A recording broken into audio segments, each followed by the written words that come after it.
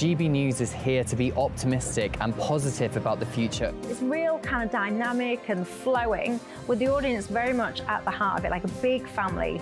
Here at GB News, we talk about the things that matter to you. Hearing the voices from right across our towns and cities, especially our towns. All sides of the argument represented with a heavy dose of opinion. We're on a mission here to make a difference. And the GB News family really is here for you, and whatever time of day you can watch or listen. Britain's watching. Britain's watching. We're proud to be GB News. The People's Channel. Britain's news channel. Monday to Thursday, 9 p.m. till 11 p.m. Join me, Dan Wootton. I'll bring you the sharpest takes and hottest debates. Do you not believe in prison? I don't believe in prisons. I'm completely stunned. I guarantee you there'll be no spin, no bias, no censorship. I actually was personally quite offended by it.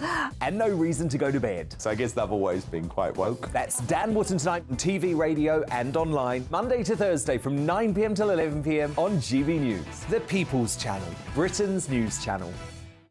Weeknights on GB News from 6 p.m. You'll always get drama. Please stop, Michelle. I know, yeah. Please stop. Should I just shut up? Romance. You like me, I like you. There you go. You are. Well, don't tell anybody.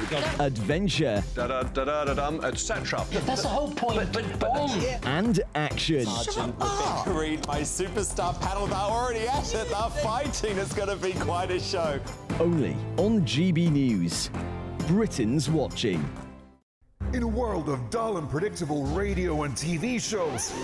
Oh, hi. On Mark Dolan tonight, we've got big guests. We drill into the big stories of the day. The show adds up to a brilliant listening and viewing experience. Mark Dolan Tonight is the most entertaining current affairs show ever, and that's a fact. That's Mark Dolan Tonight, Friday, Saturday and Sunday from 9. Only on GB News, Britain's news channel. Start the day with GB News. We catch up on all the big stories you didn't hear the night before. And take a look at what the world's talking about this morning. That's right, Monday to Thursdays from 6 o'clock. It's Breakfast with Eamon and Isabel. Straight after breakfast, join us, Bev Turner and Andrew Pearce. We're going to take you through till noon. We'll be tackling the big topics of the day, including the things that the other channels just won't talk about. If it's happening here. Wake up to mornings on GB News, the People's Channel. Britain's news channel. Congratulations to Nigel Farage, voted by you as the nation's best news presenter at the prestigious Trick Awards.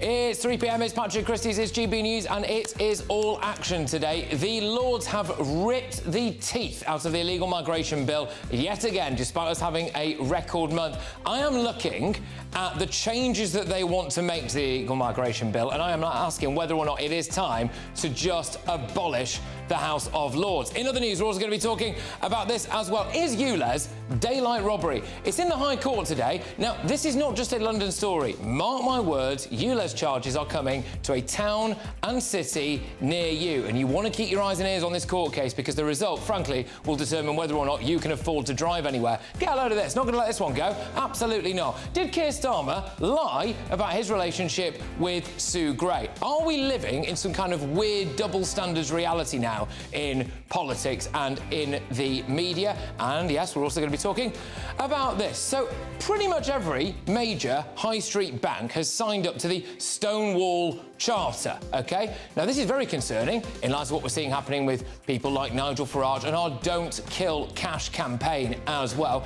If you say the wrong thing, like, oh, I don't know, I think that women are women and men are men, will your bank cancel your account? It's all action today. Patrick Christys, GB News.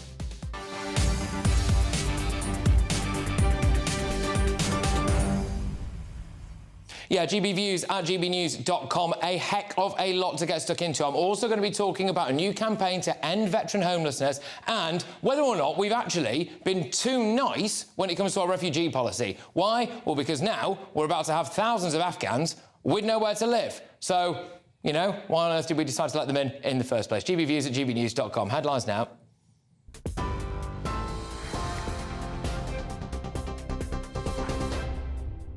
Good afternoon to you. It's 2 minutes past 3. I'm Aaron Armstrong in the GB newsroom. The Prime Minister says Ukraine needs a long-term declaration of support to send a message to Vladimir Putin his efforts are in vain. Rishi Sunak's being questioned by MPs from the Liaison Committee on a range of topics that include the cost of living crisis, public services and the environment. He's reiterated his belief Ukraine should be granted membership into NATO's defensive alliance as Britain pledges its ongoing support in their war against Russia. The priority remains, as it always has been, heavy armour, artillery, long-range weapons and training, most recently combat air, where we will play our part as part of an international coalition to provide combat capabilities, particularly training of pilots, and we're starting that this summer, in fact, which is something that I know the Ukrainians have warmly welcomed. And we continue to talk to other countries about increasing their support for Ukraine. Thames Water's been fined £3.3 million for polluting 2 rivers in 2017. The company pleaded guilty to discharging millions of litres of undiluted sewage into the Gatwick Stream in Sussex and the River Mole in Surrey over the course of 6.5 hours, killing more than 1,400 fish. The judge said she believed Thames Water had shown a deliberate attempt to mislead the Environment Agency over the incident. The company, which supplies 15 million households in the South East, faces concern over its future amid mounting debt. The family of a mother and 2 children who died in a flat fire in Nottingham say they're relieved the killer has been brought to justice. Jamie Barrow has been found guilty of murdering his neighbour, Fatoumata Haidara, and her 2 young daughters in Clifton last year. The court heard he poured petrol through their letterbox before setting it alight and watching the fire take hold. Prosecutors said Barrow had a grievance over rubbish being left in an alleyway. Israeli police say 7 people have been injured, 3 of them critically, following a terrorist attack in the city of Tel Aviv.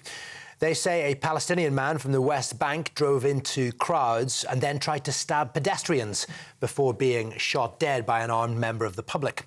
The Palestinian militant group Hamas have claimed responsibility, saying it's a natural response to Israel's military operation in the occupied West Bank.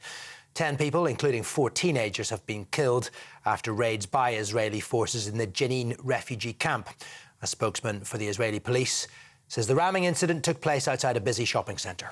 Behind me is a bus stop where a terror attack took place.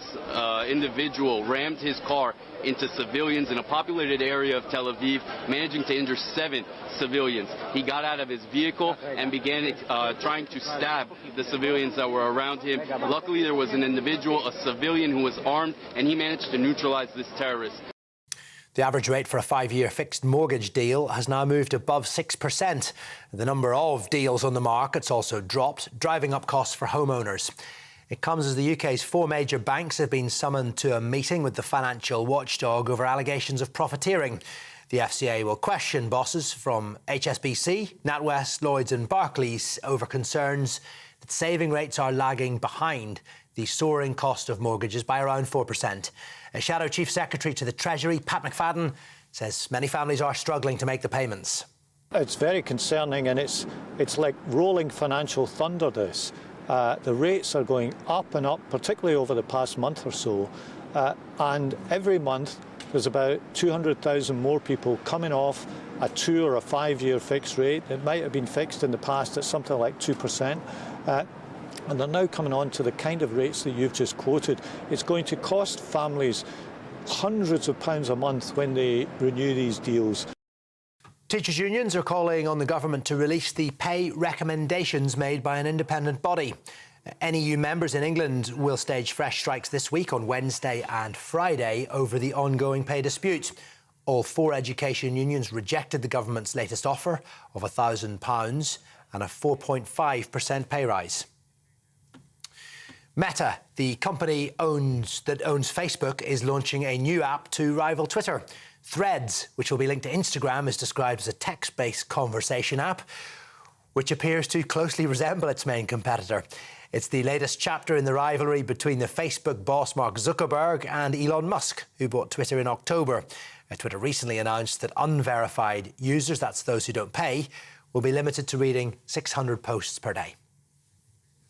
That's it for the moment here on GB News. More as it happens through the afternoon, but now it is back to Patrick.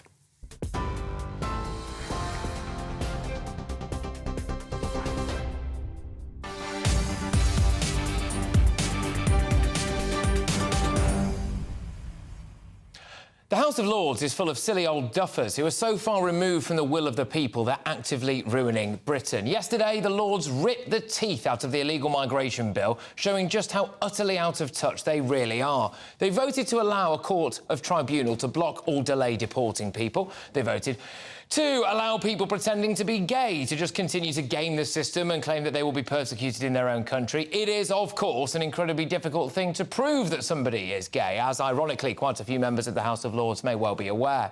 They voted to retain an existing 24-hour limit on the detention of unaccompanied migrant children. Well, that's great. Isn't it amazing how old children can look these days? Gosh, they're growing full beards much younger now, aren't they? Yet again, the Lords is allowing people to just game the system. And they must know this. They must. The Home Office said that between 2016 and December 2022, there were 7,900 asylum cases where age was disputed and subsequently resolved, of which 49% were later found to be adults. So, basically, half of those claiming to be children are adults. Do you remember this big scandal of child asylum seekers going missing from hotels? Yet, did anybody else think that maybe they might not have really been children? The Lords backed by 226 votes to 152 a move to retain a 72-hour limit on the detention of pregnant women who cross via small boats or by other irregular routes. OK, well, look, obviously, nobody would want any pregnant ladies to suffer at all. I would, however, politely question the logic of a pregnant woman who isn't concerned about the safety of her unborn child to the extent that she thinks the best option is to walk through several perfectly safe countries and then get in a dinghy and cross the busiest shipping lane in the world. The average age of the House of Lords is, apparently, 71. A lot of them are very well-to-do. They may well have a couple of homes, possibly a nice little bolt hole in the south of France somewhere. The kids have gone through private school, through university. They've got a nice life, just swanning in and out of Westminster, collecting their 300-odd quid a day attendance allowance, plus travel expenses. And let's not forget that wonderful subsidised restaurant facility. Oh, lovely. Shall we have another glass of the Chateauneuf de Paix while we pontificate about human rights, Jethro? What a lovely life. What a lovely life, yeah? Well, ordinary people are losing their jobs because of migrant hotels. Towns are missing out on hundreds of millions of pounds worth of investment. 8,000 Afghan refugees are potentially now just going to be homeless because our desire to be kind to the world means that we've actually let in too many people so that we can't look after them. We've just launched a helpline for homeless veterans because we've got so many of them. The taxpayer is paying billions to accommodate people. Women live in fear walking home alone at night near an asylum seeker hotel. So maybe they now have to get a taxi, which, of course, isn't subsidised by the taxpayer. Can you see the contrast there between the life of the Lords and the life of the ordinary British person? And can you see the difference between what the ordinary British person wants, which is to stop the boats, and what the Lords are doing, which is to help create another record month of arrivals in the Channel? The Lords, in my view, are out of touch, and their lives are not impacted upon as a result of their decisions. It's time to swerve the Lords or abolish them completely. They've had it too good for too long, or the British public are suffering.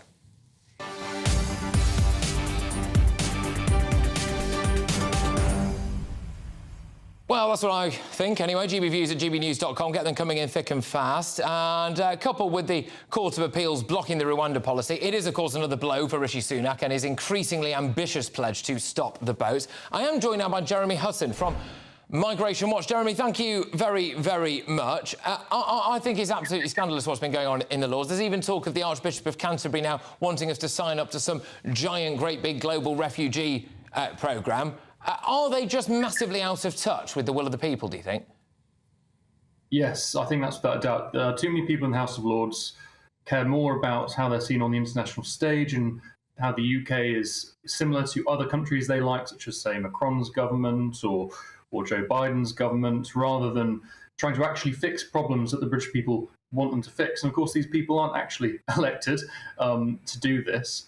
I am a traditionalist, so I do appreciate having a House of Lords, but it clearly needs reform, and I don't think the half-assed reforms, oh, excuse my French, that's all right, of Tony Blair's period did fix the problem at all. I think, if anything, they made it worse by creating a sort of a palocracy where you just give your mate a gong and then he goes into the Lords and then he looks after a few years. And now we've got a bizarre imbalance where you've got the Conservatives dominating the Commons and Labour and the Liberal Democrats and many crossbenchers who support them dominating the Lords, and there's no way to really change that without radical reform.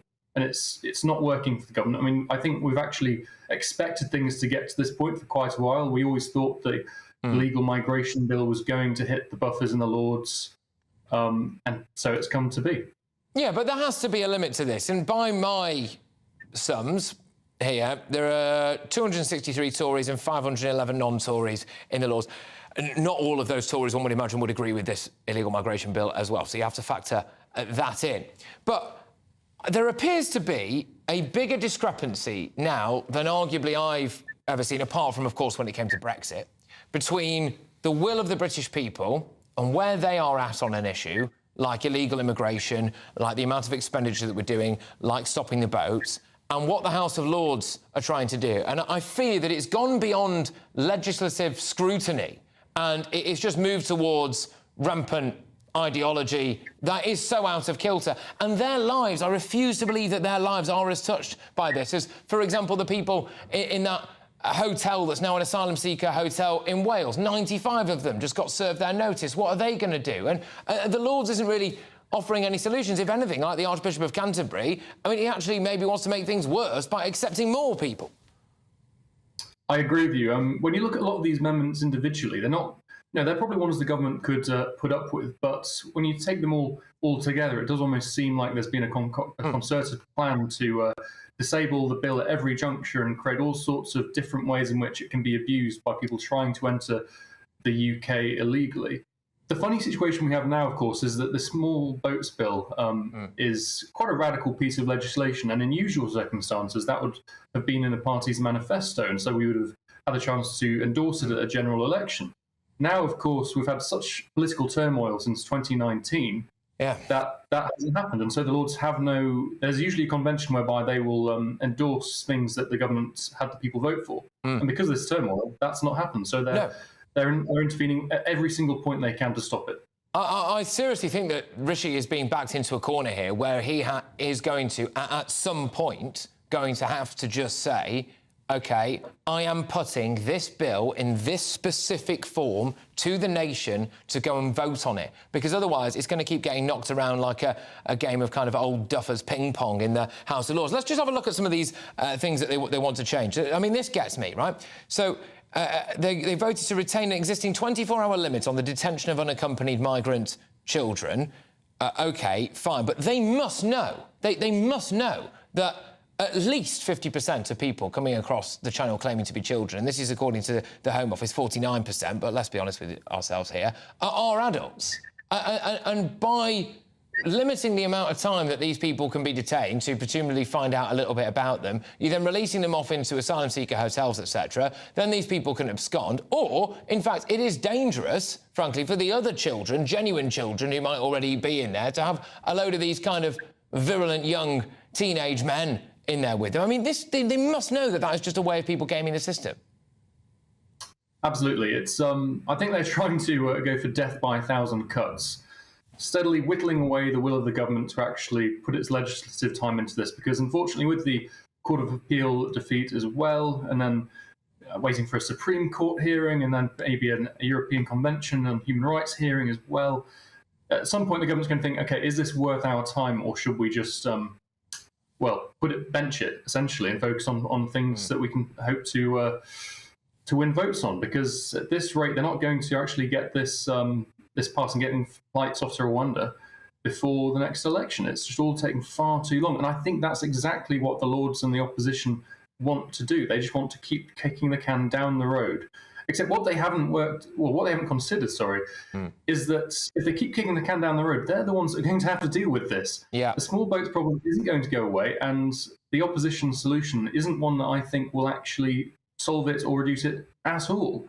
Unless, of course, they don't want to solve it. But I wouldn't want to make such assumptions. No, I mean, this is it, isn't it? I could, if I was sitting here and every single day someone in the House of Lords was popping up with a solution, we thought, oh, actually, that probably is just a better solution. That's the answer to it all. But we don't get any of that stuff, do we? Instead, we get situations where they go, well, look, if people are legitimately going to be persecuted in their own country for being a member of the LGBTQ plus community, then we can't possibly send them back. I mean, I would be absolutely amazed to see what kind of evidence people would need now to be able... I mean, the mind boggles, doesn't it, to think of what kind of evidence would have to be produced to prove that somebody was indeed a member of the LGBTQ community. This is, again, just another way of gaming the system. There will undoubtedly be some people, of course, who will face persecution in their own countries as a result of their sexual preferences, and that is a thing. But it is also, undeniably, an easy way to stay into Britain. And with respect, you're not persecuted for being a member of the LGBT community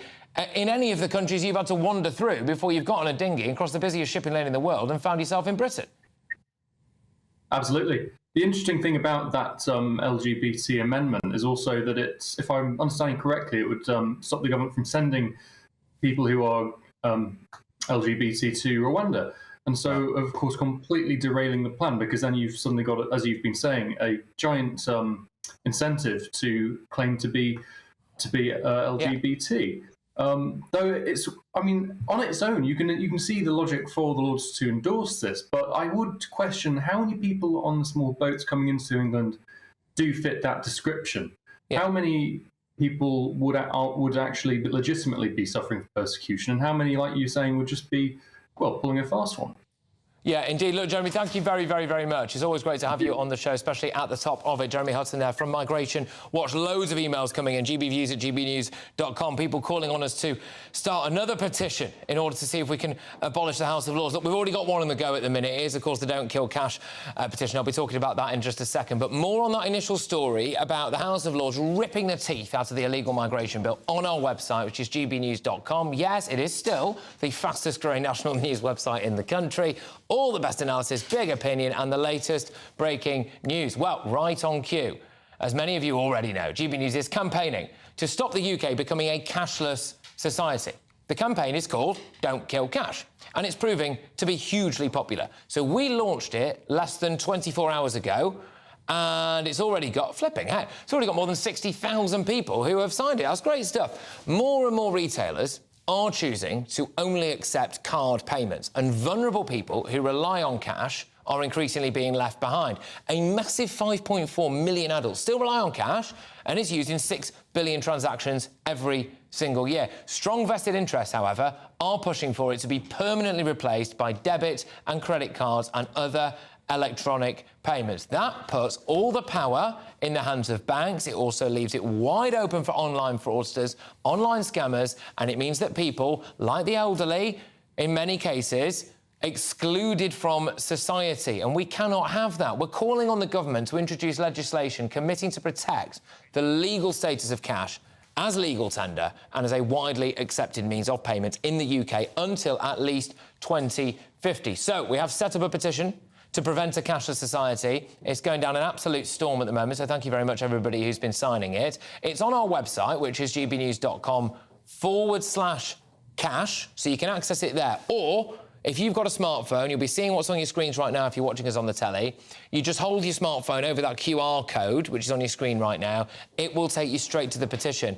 Help GB News with our campaign. Let's tell the authorities, don't kill cash. Right, well, in other news, Sadiq Khan's hugely controversial plan that could mean financial ruin for thousands of people was heard in the High Court today. This is all about ULEZ, OK? And if you think this is a London story, you're wrong. This is coming to a town or a city near you. Falls through against the will of the people. How many times have we heard that? But trust me, you are going to want to find out exactly what's happening here because, yeah, well, frankly, it might be the difference between whether or not you are able to take your car off your drive without it costing you a small fortune. Patrick Christys on GB News, Britain's news channel. First and foremost, I am a GB News fan, and I was before I was working here. Just love the fact that we're asking the questions that a lot of establishment media won't ask. With a bit of a twist, we not only want to inform you, but we want to keep you entertained. It's worth the drive because you get in and the team's all ready and waiting, they're itching to go, and it's a proper little family. GB News is the people's channel. It's the audience that makes the programme sing. We're giving our viewers and our listeners a voice. I see the thousands of your letters, tweets, emails, you name it, coming in. Britain is broken. How on earth did we get into this mess? But more importantly, how do we get out of it? The establishment had their chance. Now we're here to represent you. It's time for something different. It's time for GB News. I'm very patriotic. I believe in Britain. Our best days lie ahead. Britain's watching. Britain's watching. Join us here on GB News. The People's Channel. Britain's news channel. I'm Andrew Doyle. Join me at 7 o'clock every Sunday night for Free Speech Nation, the show where I tackle the week's biggest stories in politics and current affairs with the help of my 2 comedian panellists and a variety of special guests. Free Speech Nation, Sunday nights from 7 on GB News, the People's Channel, Britain's news channel. The Live Desk with me, Mark Longhurst. And me, Pip Thompson. It's here Monday to Friday on GB News. From midday, we'll bring you the news as it breaks, whenever it's happening and wherever it's happening, from across the UK and around the world. Refreshing, feisty, but with a bit of fun too. If it matters to you, we'll have it covered on TV, radio and online. Join the Live Desk on GB News, the People's Channel, Britain's news channel. What you get for breakfast is something that, if we do our jobs right, you will wake up to news that you didn't know the night before. It's a conversation. It's not just me and Eamon. We want to get to know you, and we want you to get to know us. From 6, it's Breakfast with Eamon and Isabel. Monday to Thursdays on GB News. Britain's news channel. Westminster is going around in ever-decreasing circles, followed by the media. Britain is broken. How on earth did we get into this mess? But more importantly, how do we get out of it? Join me at 7 p.m, Mondays to Thursdays on Farage, here on GB News. We will have open, rational debate. We've got to work out how Britain moves forward from this. Join us here on GB News, the People's Channel. Britain is watching. When the news happens, it happens here. And really important breaking news. Breaking news this morning. On TV, radio and online, the news starts here on Britain's Newsroom. All the biggest stories and the answers that you need from across the UK and beyond. Join Britain's Newsroom from 9:30 on GB News. The People's Channel, Britain's news channel.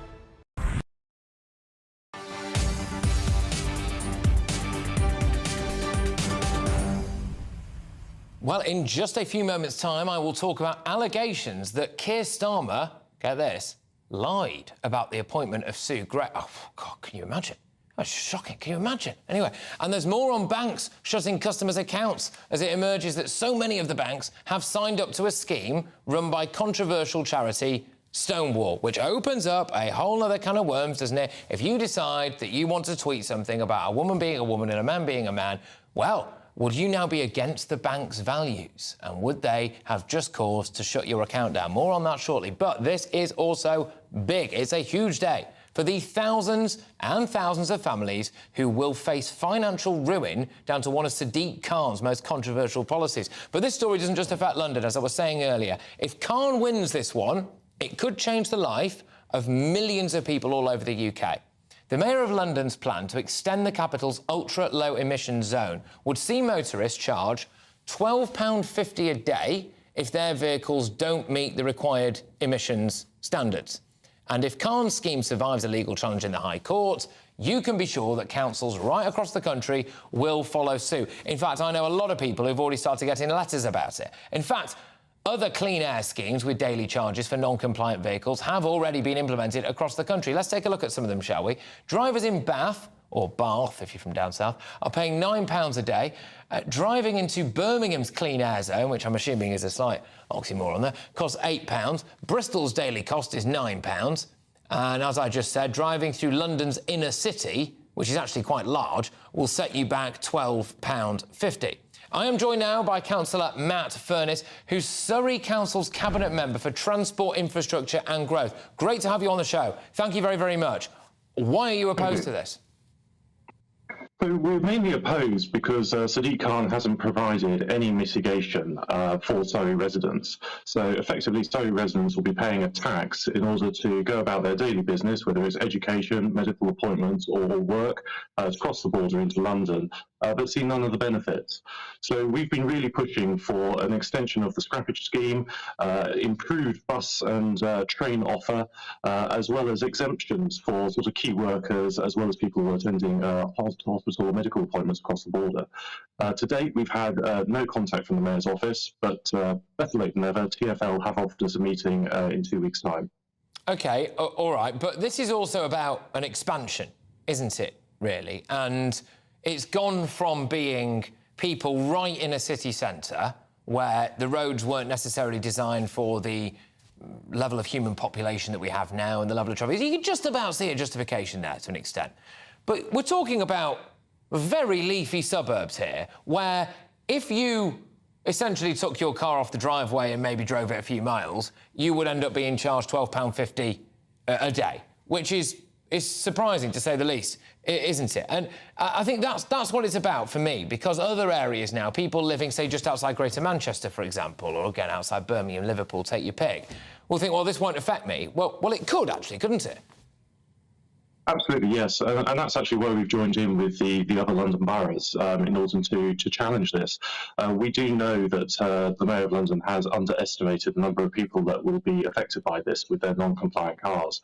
Heathrow, for example, did an analysis of their own employees and found 10,000 had non-compliant cars. So it is going to affect a lot of people, and that's why we did join in with this action. And today it was a very technical start to the hearing, but it was a very useful one, and the judge was asking some very clear points to our council and the Mayor's council as well.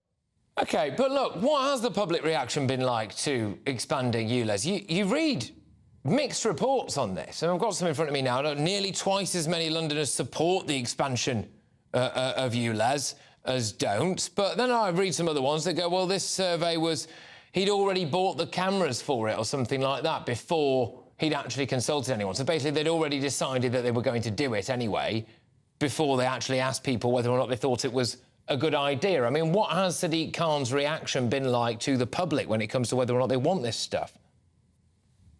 Well, I think you can see the clear reaction when the London Assembly holds him to task. All I can say is from the Surrey side, there has been great concern from the residents about how this is going to affect their day-to-day lives. And that sort of communication, that lack of mitigation has just not come across. As I said, we have got a meeting coming up with TfL, but what I really say is it's only because we've joined in with the other London boroughs to take this to court that we're actually getting that level of cooperation now. Before then, we had absolutely no communication to any of our letters or consultation responses. Right, OK, I'm just reading another headline here, that TfL's claim that 9 in 10 drivers would be unaffected, which is the kind of claim you make if you want to win public support for something that you know is going to be deeply controversial. Well, it turns out that apparently, allegedly, that's just completely unsubstantiated, which is something I think you were alluding to there. So whether or not that was kind of based on lies. But you must be hearing from people, real people in the real world, who's are facing financial ruin as a result of, you know, yet another example of this kind of ridiculous big net zero, big green agenda that, again, targets and hits ordinary people in the pocket. I mean, you must be hearing from people who are terrified of this coming in. Absolutely, yes. I mean, the majority of the correspondence that we do get from residents within Surrey is a real concern about how they are going to go about their day-to-day living. How are they going to cross the border to get their kids to school? How are they going to get across to do work as well? So, I mean, it is a real concern, and that's why we've been fighting for that extra mitigation to come across. And if the court case does not go in our favour and ULEZ does expand, we'll still be arguing for that mitigation. The difference is the Mayor's office actually has to work with Surrey County Council if they want to get any advanced lineage up. We've said no to this date. We're not going to work until they put together that mitigation for Surrey residents. So at the end of the day, the door is open. They need to work, but we're not supporting it as it currently stands. I find it remarkable as well. Look, a lot of you know, inner city mayors or council leaders, etc., are Labour. It's supposed to be, you know, the working class party and all of this stuff. It is, of course, working class people who, as always, will suffer the most as a result of this. And I've seen Some footage which would appear to indicate that Sadiq Khan is trying to demonise some people as well who don't agree with this stuff. I mean, yet again, he's wheeling out things, oh, well, if you don't back ULEZ and you don't back the ultra-low emissions zone, you must be a member of the far right. I mean, it's just bonkers, isn't it? Well, I'm not going to go into what the Mayor of London is saying. I mean, at the end of the day, our responsibility is to the residents of Surrey. We've joined in this action with the other London boroughs, and it's very clear that we've got a strong case. We've been allowed 3 out of the 5 actions from the courts to hear this on, and that's what we're going through now. So we've got 2 days. We are putting up our best fight to make sure that the residents outside of London actually get their say, and we are standing up for the residents of Surrey as the County Council. Look, good stuff. Thank you very much for coming on. Councillor Matt Furness-Dowes, Surrey Council's Cabinet Member for Transport, Infrastructure and Growth. Just again, I want to emphasise, look, there was a lot of chat about London there. That's just literally because this is where this is happening. And like a lot of things might start in London and then work their way up to the rest of the country. I know the people of Birmingham are very concerned about this, for example. A lot of people in Greater Manchester have already started getting letters telling them that something like this might happen. I think it's a slippery slope. Because the second that they start to expand an area, then they expand it again, then they expand it again, and before you know it, you're taking your car off your driveway and it's costing you £12.50 every single day. Anyway, between now and 4 p.m, did Sir Keir Starmer lie about his contact with Sue Gray? Oh, he's an honest man full of integrity. Did he lie, though? Did he lie? That's what's being claimed after Sue Gray was found to have broken civil service rules. And there's the latest on the bank's controversial policy of closing people's accounts if they don't agree with their views. Now, though, it's your headlines with Polly.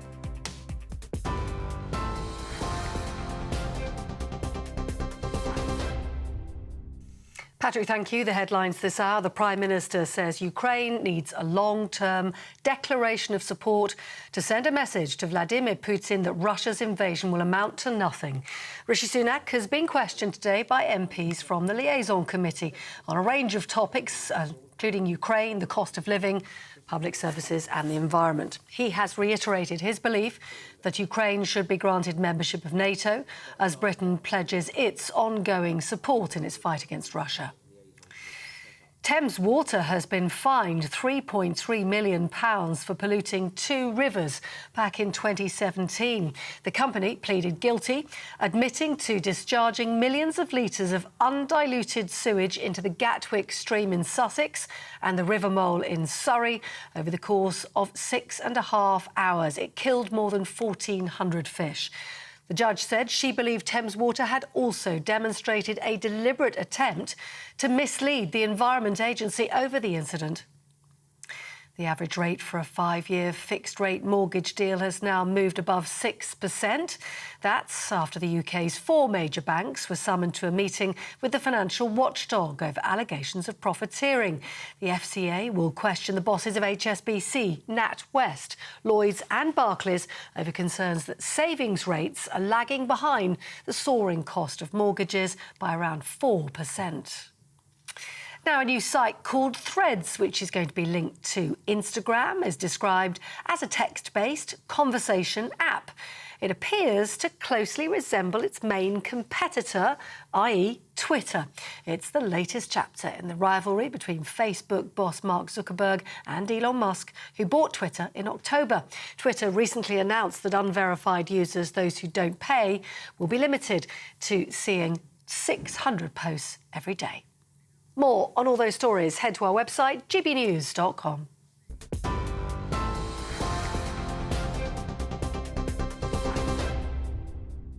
Direct Bullion sponsors the Finance Report on GB News for gold and silver investment.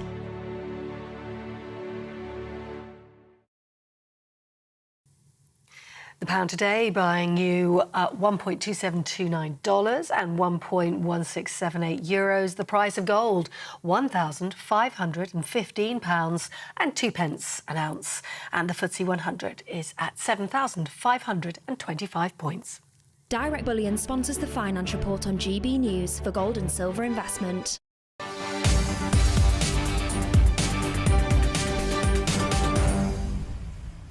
Now, who would have thought it? Sir Keir Starmer, the man who famously said in the middle of the Partygate saga that honesty and integrity matter.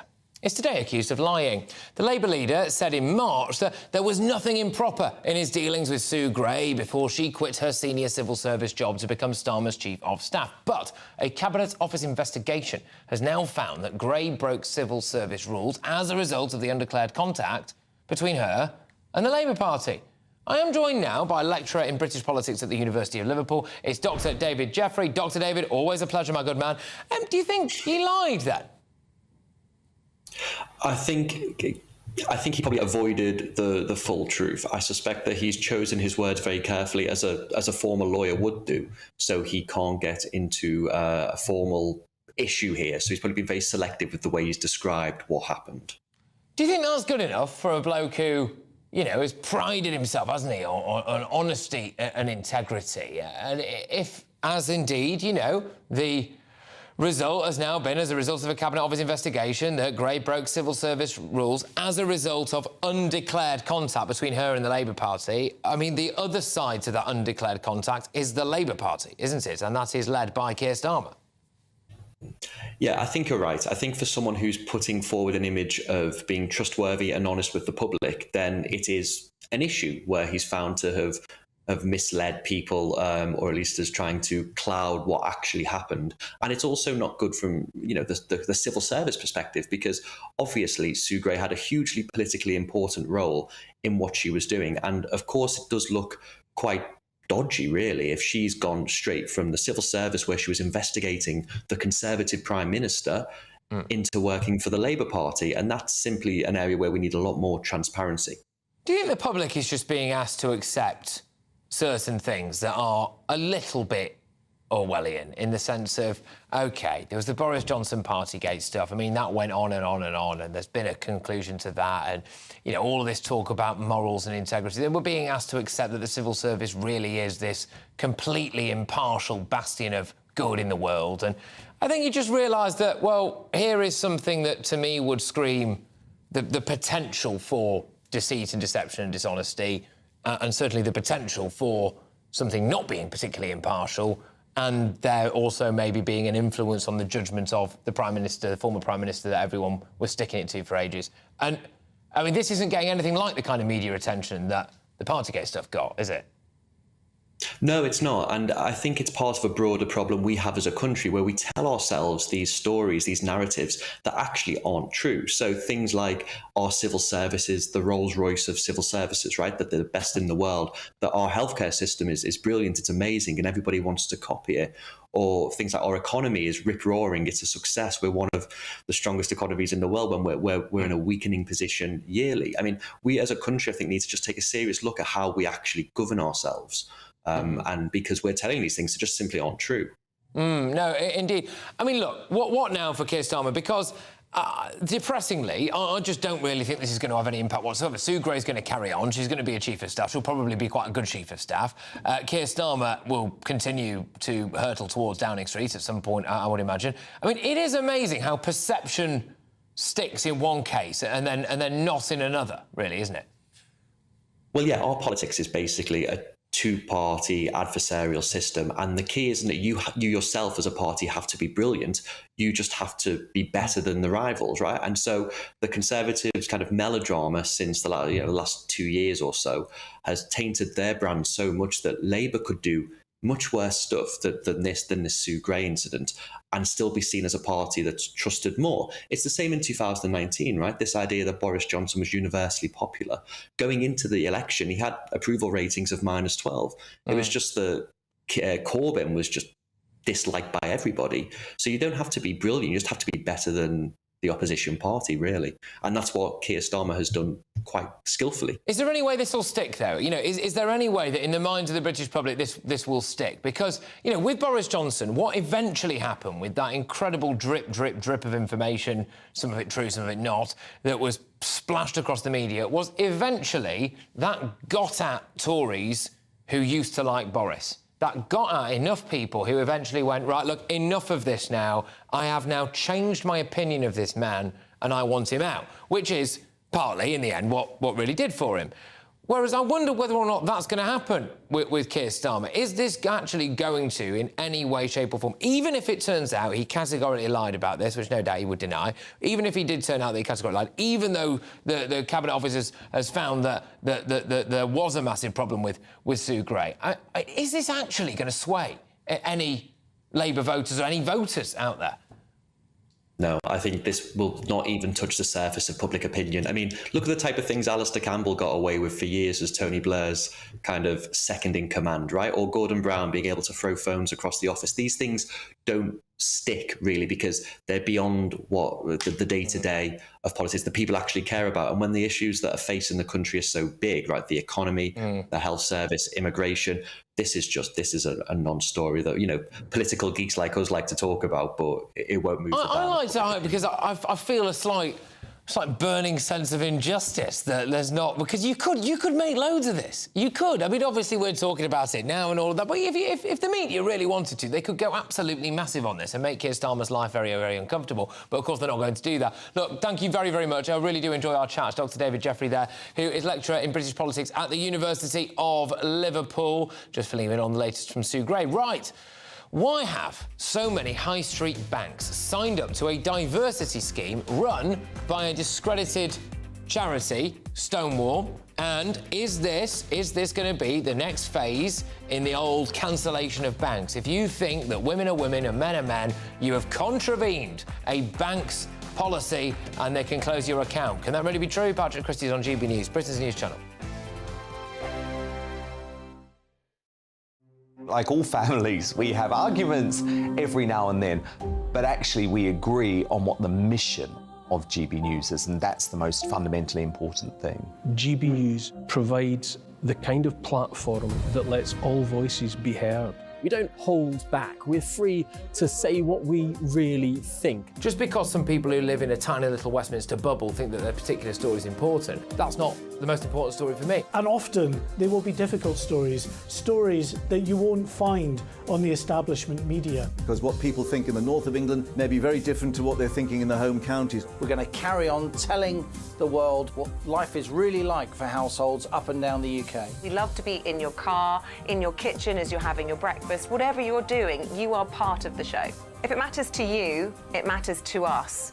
Britain's watching. Britain's watching. Britain's watching. We're proud to be GB News, The People's Channel. Britain's news channel. Join me, Patrick Christys, Monday to Friday, 3 till 6. We tackle the day's news agenda like you've never seen before. It's high tempo, high octane, the most controversial topics and the best guests. You will not be able to take your eyes and ears off it. I'm not afraid to ask the questions that you really want answered. 3 till 6 p.m, Monday to Friday on GB News, the People's Channel, Britain's news channel. Join me, Camilla Tominey, on Sunday mornings from 9:30, taking the politicians to task and breaking out of SW1 to see how their decisions are affecting you across the UK. Bursting the Westminster bubble every Sunday morning, only on GB News, the People's Channel. Britain's watching. Join us every night on GB News at 11 p.m. for Headliners, which is 3 top comedians going through the next day's news stories, which is exactly what you need, because when the establishment has gone crazy, you need some craziness to make sense of it. So join us 11 p.m. every night on GB News, the People's Channel, Britain's news channel. Hi, I'm Dan Wootton. You can watch me live on GB News Monday to Thursday from 9 p.m. And did you know that you can also watch and listen live on our website, gbnews.com. You'll always be up to date on the latest breaking news, as well as enjoying the best stories, opinions and shows. You can even join the debate under our live player as you're watching. So head straight to gbnews.com on TV, radio and online. GB News, Britain's news channel. So Jubes & Co, we tackle the issues of the day with real robust debate, both sides of the fence, battling it out with me in the middle with my forthright opinions and views. And often really interesting things happen because you start with a position and then by the end of the debate you find actually, well, I might not have thought about that one. What we need in this country is 2 new political parties. You should maybe think about doing a 2024 calendar. I'm Michelle Dewberry and I'm keeping you company right through until 7 o'clock this evening. GB News, the People's Channel, Britain's watching. community and family here in Northern Ireland. Join me, Arlene Foster. And me, Dougie Beattie, as we bring you live coverage of the July 12th celebrations from the beautiful city of Belfast. And right across the United Kingdom. It's all happening here on GB News, Britain's news channel.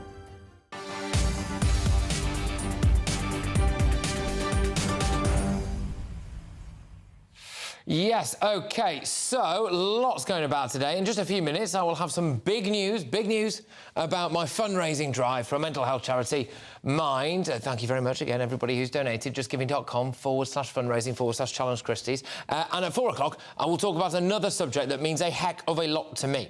A new helpline that's been launched for homeless veterans. But onto a story that was revealed by our very own Nigel Farage last Thursday. It's showing no sign of going away. If you have an opinion that's considered anti-woke, you might soon join a growing list of people who've had their accounts closed by totalitarian UK banks. Even an Anglican vicar fell foul of this worrying new purge when he aired his views on Yorkshire Building Society's Pride agenda. And now it turns out that more than half of the major high street banks have signed up to a diversity scheme run by discredited LGBT charity Stonewall, which does have some pretty, well, fruity views, interesting views, I suppose. I am joined now by human rights and LGBT campaigner Peter Satchell. Peter, thank you very much.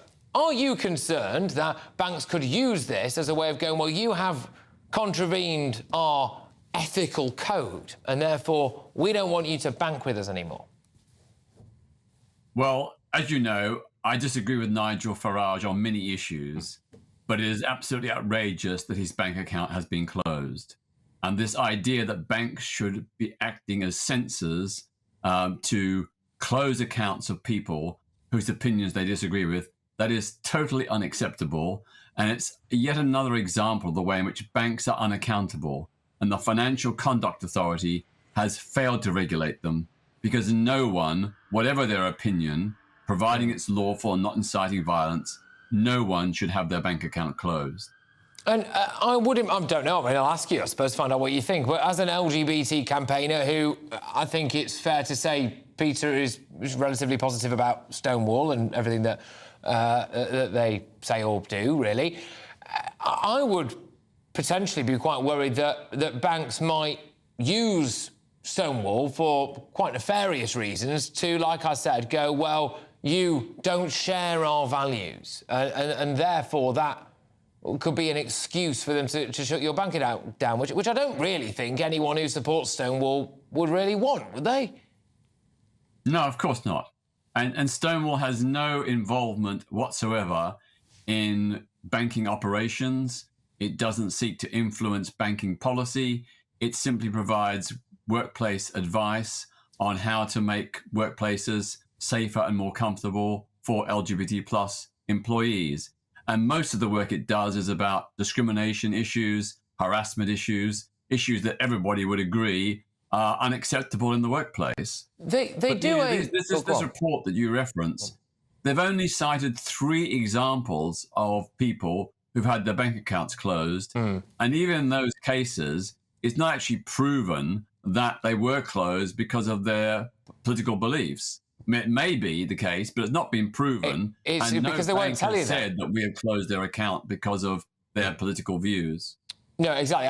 It's incredibly difficult, though, to be able to tell, as Nigel has found out, really. Why? Because banks feel absolutely no obligation whatsoever to tell you the real reasons behind it, which is why people have to try and put 2 and 2 together. And then when people look at the pattern of people who have been biffed by their banks, you start to maybe think, well, this is kind of what it's about, really. But don't Stonewall do some kind of league table of companies or corporations? They rate them as being, oh, you are the pinnacle of what we are asking to do. Is that right? I mean, what would a company have to do to become, number 1 on Stonewall's list? And frankly, why should companies care?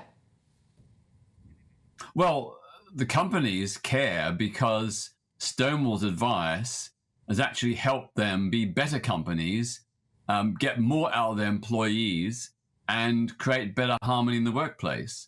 So Stonewall is dedicated for LGBT plus people, but equally, employers should be concerned about age discrimination, discrimination based on class or income, discrimination based on gender or ethnicity. It makes good sense for companies to have inclusive, diverse policies, because that way they attract the most talented people. And we know from the research that's been done, LGBT plus employees who are not treated well in the workplace will leave their companies and go elsewhere. So that company perhaps has trained that person up, they lose them, that's a loss of investment. So it's in their interest to have policies to keep the employees happy and content and to ensure there is no harassment or bullying in the workplace. What about harassment or bullying of people that think that women are women and men are men, and that there can be no kind of grey area about that? Because I think that would be something that I would be concerned about if I worked in a bank that had signed up to, you know, this kind of Stonewall charter or whatever it is. It basically seems to be saying that they agree with Stonewall's ideology, and actually that is an ideology that is contested by biological, scientific and medical fact and a lot of religions. Well, bullying, full stop, is never acceptable against anyone for any reason. Everybody must be able to work at their place of employment without suffering harassment or bullying. So that's very clear. I mean, with regard to Stonewall, they have, you know, they do some work on gender identity issues. That's true. But it's only a very small fragment of the overall work they do. So most of it is focused on lesbian, gay and bisexual people. You know, they work primarily in that area, in that space. But I would say that, yes, of course, people would understandably be concerned if they felt undue pressure. But I think just as many companies now have good employment policies with regard to women and black people, many are now trying to have good policies for lesbian, gay, bisexual and transgender employees. But, you know, if you have a critical view, I will on gender identity, I will challenge you and you will challenge me, and that's fair, you know. But we don't bully each other or abuse. Well, and I don't want, and with respect, I don't want to see you have your bank account very confused about. Biological sex is a reality, and most women are women based on their biological sex. But there's a small minority of women, trans women, whose female identity is based on their gender identity, which scientific evidence shows is influenced in part by brain structures and processes. So that also means that their identity has a biological root as well. And I think that rather than fighting each other, I think we need to find the common ground between women and trans women. You know, there's a lot of common ground. They all suffer from discrimination. I think unfortunately, sexual assault. I think unfortunately, well, look, you and I, as you well know, completely differ on that. And I think unfortunately, as long as there is some push for that common ground to be where they might go to the toilet, or what prison they might be in, or where what changing room their children get changed in at schools, I'm not sure that we are ever going to agree on that. But Peter, I do always enjoy our chats. And take care. It's Peter Tatchell there, who's human rights campaigner, LGBT campaigner as well. Look, we obviously got this campaign going at the minute, Don't Kill Cash, and I think that ties into it, frankly, as well. Go to our website, gbnews.com/cash, and you can take part in this. I'm increasingly concerned, as I think many people should be, that banks who can say that you don't align to our values, you can see a QR code on the screen there, hold your phone over it, get it done, will basically just say that you're not going to be able to bank with us if you don't have certain views, and that's just ridiculous. But anyway, today is your last chance to donate money to the charity fundraising page for Mind. So far, you have managed to raise more than £100,000 for Mind. Now, it all started when I agreed to perform with the Dream Boys, who are a group of male strippers, last Wednesday. It actually happened, yes, OK.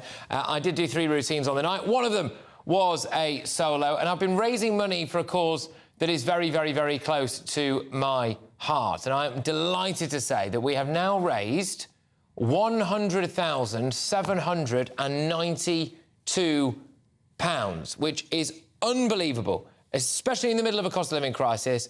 Thank you, thank you, thank you so much. We are closing donations now as of midnight tonight.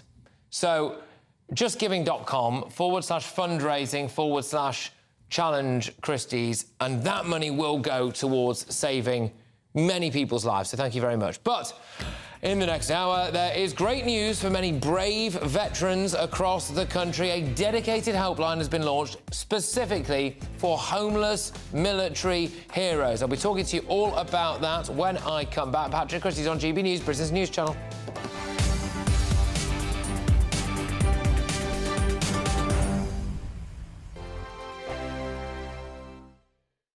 I joined GB News because I was sick and tired of not hearing my views being represented, not just mine, but so many people that I knew and spoke to. I just couldn't get my voice out there. I couldn't say anything, I couldn't do anything. Whatever the narrative was, I kind of had to follow it. GB News is there to provide a voice for those who have been ignored by the establishment media. We think different things, we've got a different style. GB News is here to be optimistic and positive about the future. It's real kind of dynamic and flowing, with the audience very much at the heart of it, like a big family.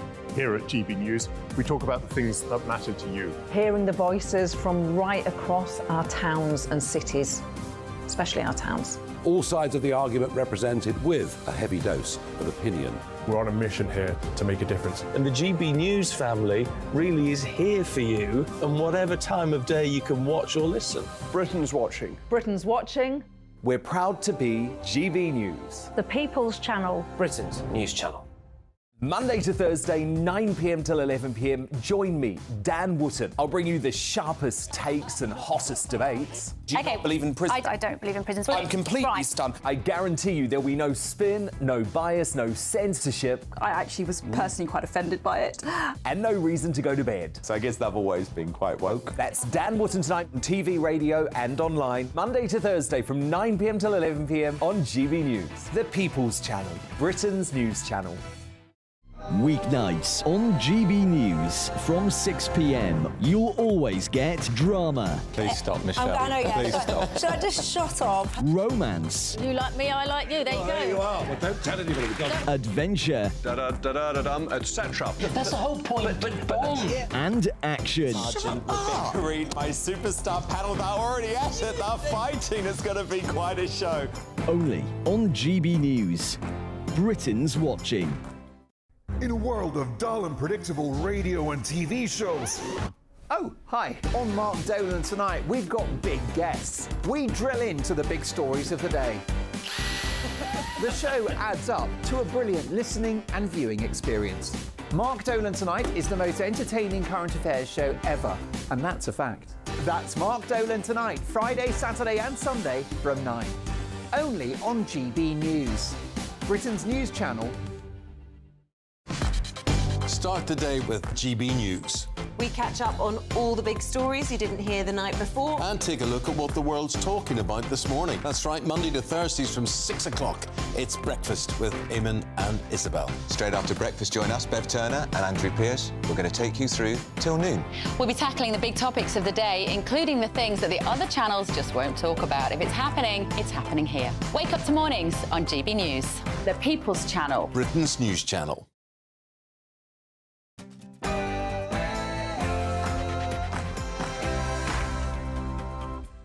Yes, well, it's 4 p.m, it's Patrick Christys, it's GB News, and it's going to be a very, very busy hour. Why? Well, because we are, well, highlighting anyway, this campaign to house every single homeless military veteran. Not before time, if you ask me. I'll be giving you the details on how we can do that very shortly. I'm also going to be talking about this as well. Yes, the House of Lords have ripped the teeth out of the illegal migration bill yet again. I think now, similarly with Brexit, there is a massive discrepancy between the House of Lords' view of the world and what the British people actually want. And is it time to abolish these silly old duffers? In other news, Colin Pitchfork, should he die in prison? OK, this guy, pure evil, if you ask me. Why is he up for release again? Who is making these decisions? The parole board is being asked to reconsider it. I don't really know what there is to consider. I mean, he is a double child murderer, for goodness sake. Anyway, we'll be talking about all of that. And yes, well, a novel plan has been put forward to try to improve the quality of our MPs. I bang on every day about the fact that I think we're being run by idiots, and I'm yet to be proven wrong about that. But if we doubled their pay, OK, but halved the number of them, would we end up with a better quality of MP? Sajid Javid thinks that that might be the solution, so we'll be having a big debate all about that.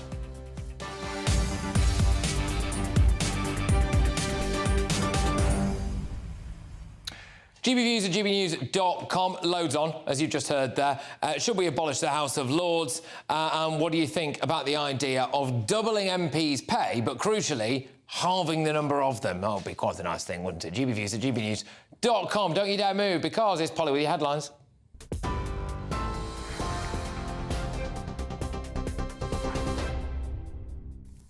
Patrick, thank you. Good afternoon. The top story today, the Prime Minister says Ukraine needs a long-term declaration of support to send a message to Vladimir Putin that Russia's invasion will amount to nothing. Rishi Sunak has been speaking to MPs on the liaison committee today on a range of topics, including the cost of living, public services and the environment.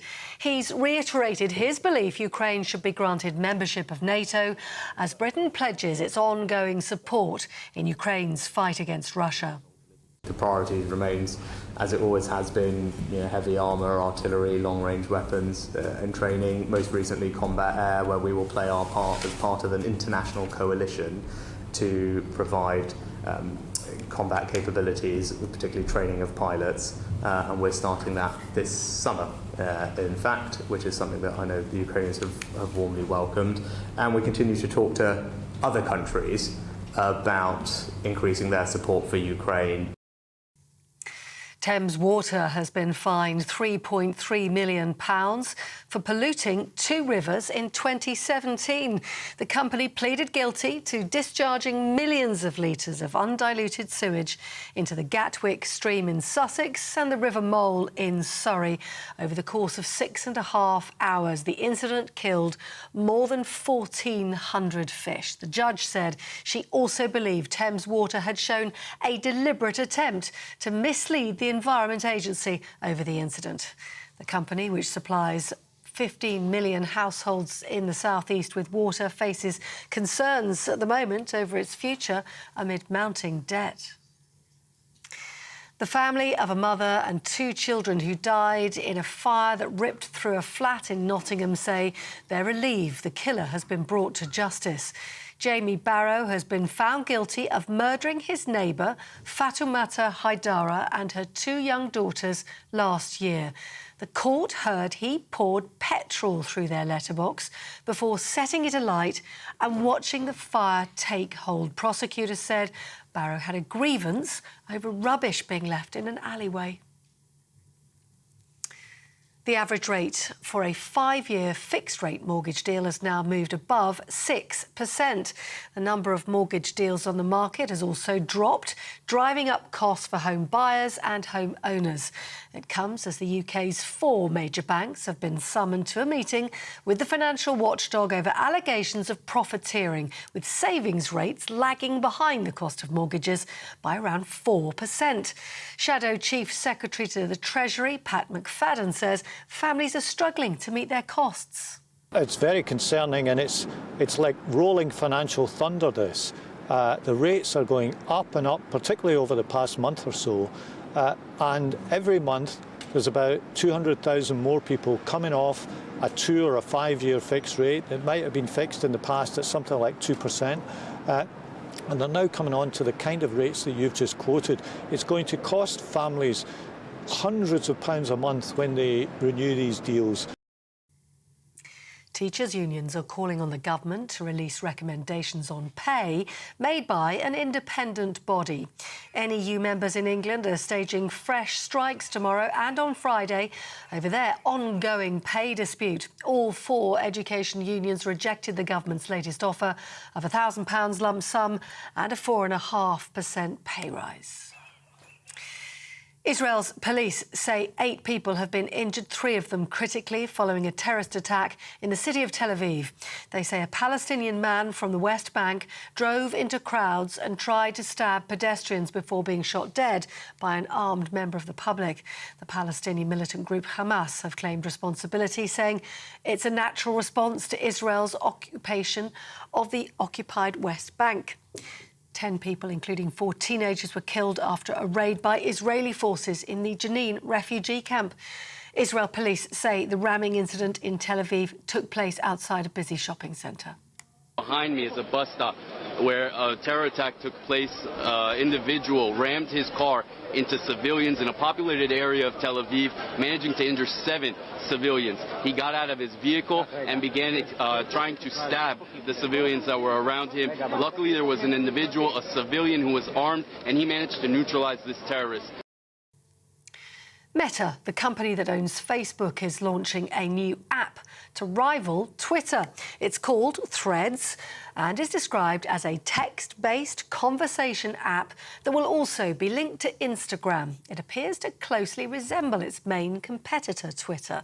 It's the latest chapter in the rivalry between Facebook boss Mark Zuckerberg and Elon Musk, who bought Twitter at the end of last year.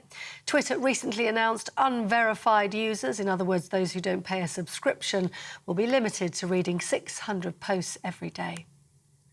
You're with GB News. More news as it happens. Back now to Patrick.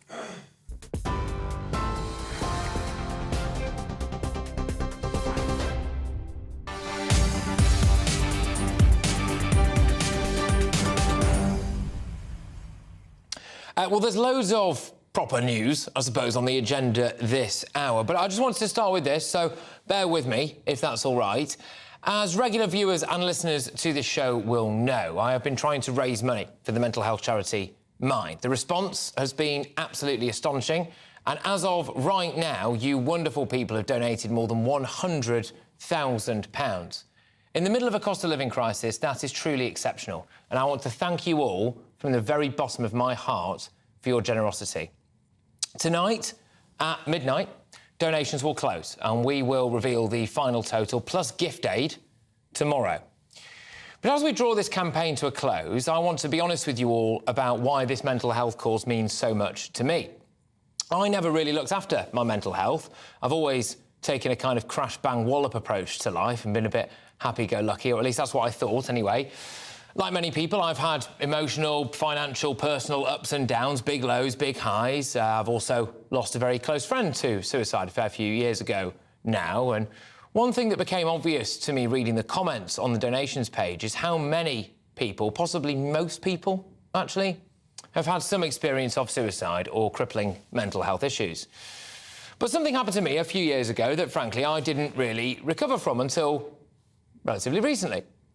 I've always put a lot of my self-worth into what I do for a living and how well my career is going. I'd spent my entire 20s working incredibly hard, around the clock, 24/7, in incredibly stressful and high-pressure roles in order to just try to get somewhere, really.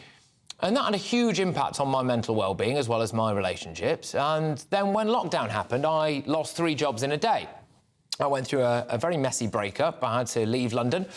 It felt like there were no options available to me and that everything I'd worked for was for nothing.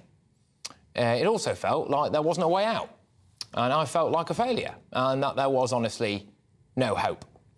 That had a serious impact on my lifestyle choices, and I started to exhibit the kind of behaviours that many people do when they are looking to block out bad feelings. And then things, out of the blue, one day started to pick up for me. But that all happened very quickly and very unexpectedly. And within a few months, I'd gone from being unbelievably depressed, just empty inside, living in my parents' spare room, to moving back to London and talking to you, lovely people, through your television every single day. But I hadn't actually got over my issues at all, and I needed help. And this is why Mind means so much to me, the charity that I've been trying to raise money for. When I needed urgent help, I had a few things at my disposal. I had the support of a loving, caring family and extended family.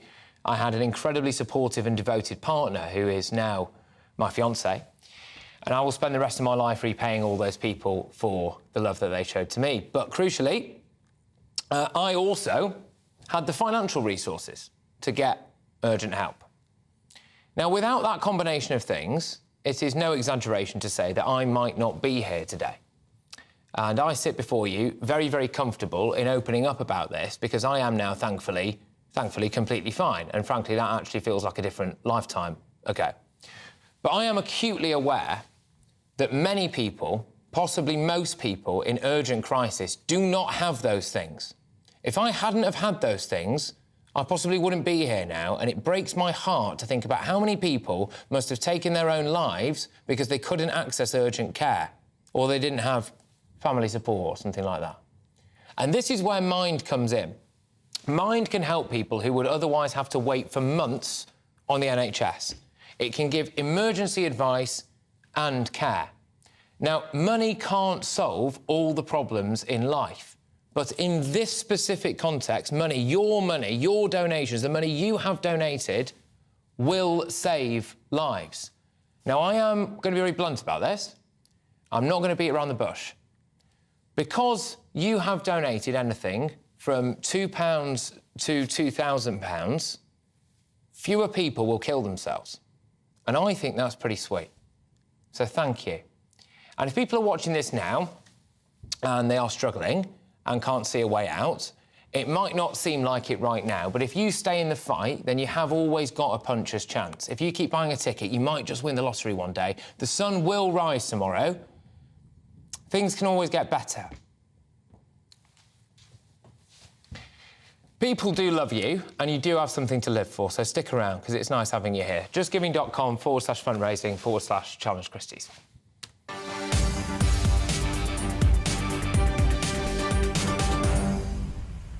OK, well, that appeal ends tonight at midnight. JustGiving.com/fundraising/challenge Christys. And, yeah, just keep going. And I will have more on my Dream Boys experience a little bit later this hour as well. But we're moving on from that now to our top story. And this is one that really warms my heart, actually. A dedicated helpline has been launched for homeless veterans. Ex-servicemen and women can be referred to a network of support, including housing providers, charities, local authorities, by calling a government-funded hotline. Well, joining me now is a man who has worked on implementing this for the last 3 years. Is Lee Bus-Blair, who is the Director of Operations and Group Veteran Lead at the social housing provider, the Riverside Group. Great stuff. Right, OK, so talk to me a bit about this, please, because this is an issue that's very, very close to my heart. I think it's a disgrace that we have any homeless veterans. I know it's not always the easiest thing in the world with certain needs that some people might have, but talk to me about this scheme. What's going on?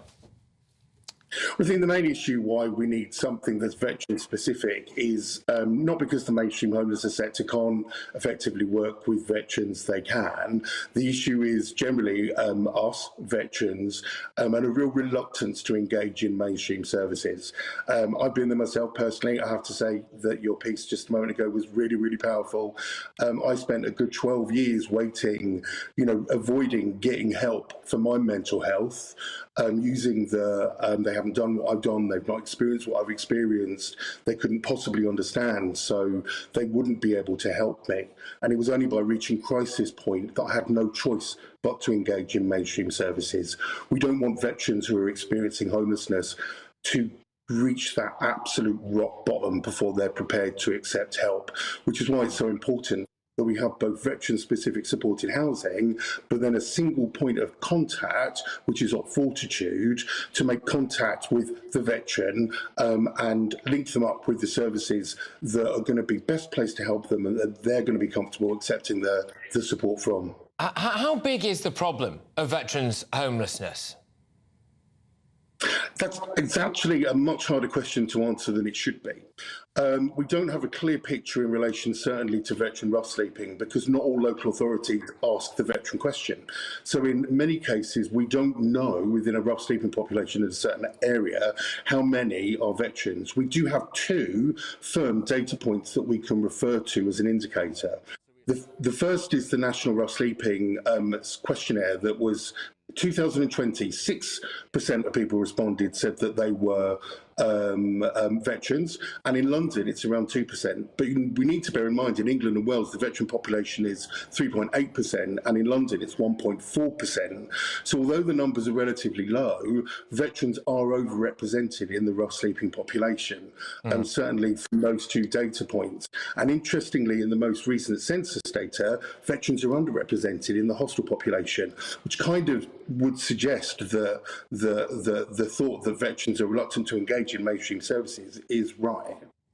Yeah, and look, I was under the impression that there was like a military covenant where when people left the armed forces, they should be, if they need it, be given priority housing, priority mental health care.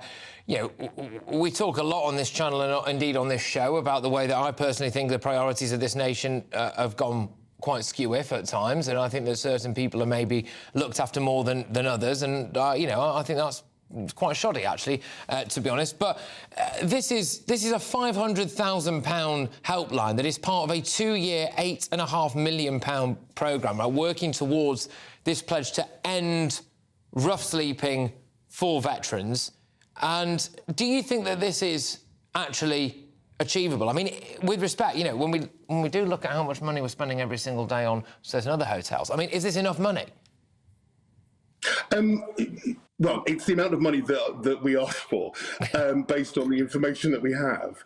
So, of course, I'm going to say, yes, I think it is. However, Op Fortitude, over the first 6 months, we're going to be collecting a lot of data and we'll have a much better understanding of what the level of need is. So I think after 6 months' time, we will know, is the demand higher than we thought? And more importantly, is the veteran sector set up currently to be able to respond to the needs as they provide? It could well be, we simply don't know. We may have more high needs referrals than we have high needs provision. And one of the great things about Op Fortitude, as well as, you know, the mission to end veteran rough sleeping, which I absolutely believe we can do, is it will give us a much clearer picture of what the level of demand is.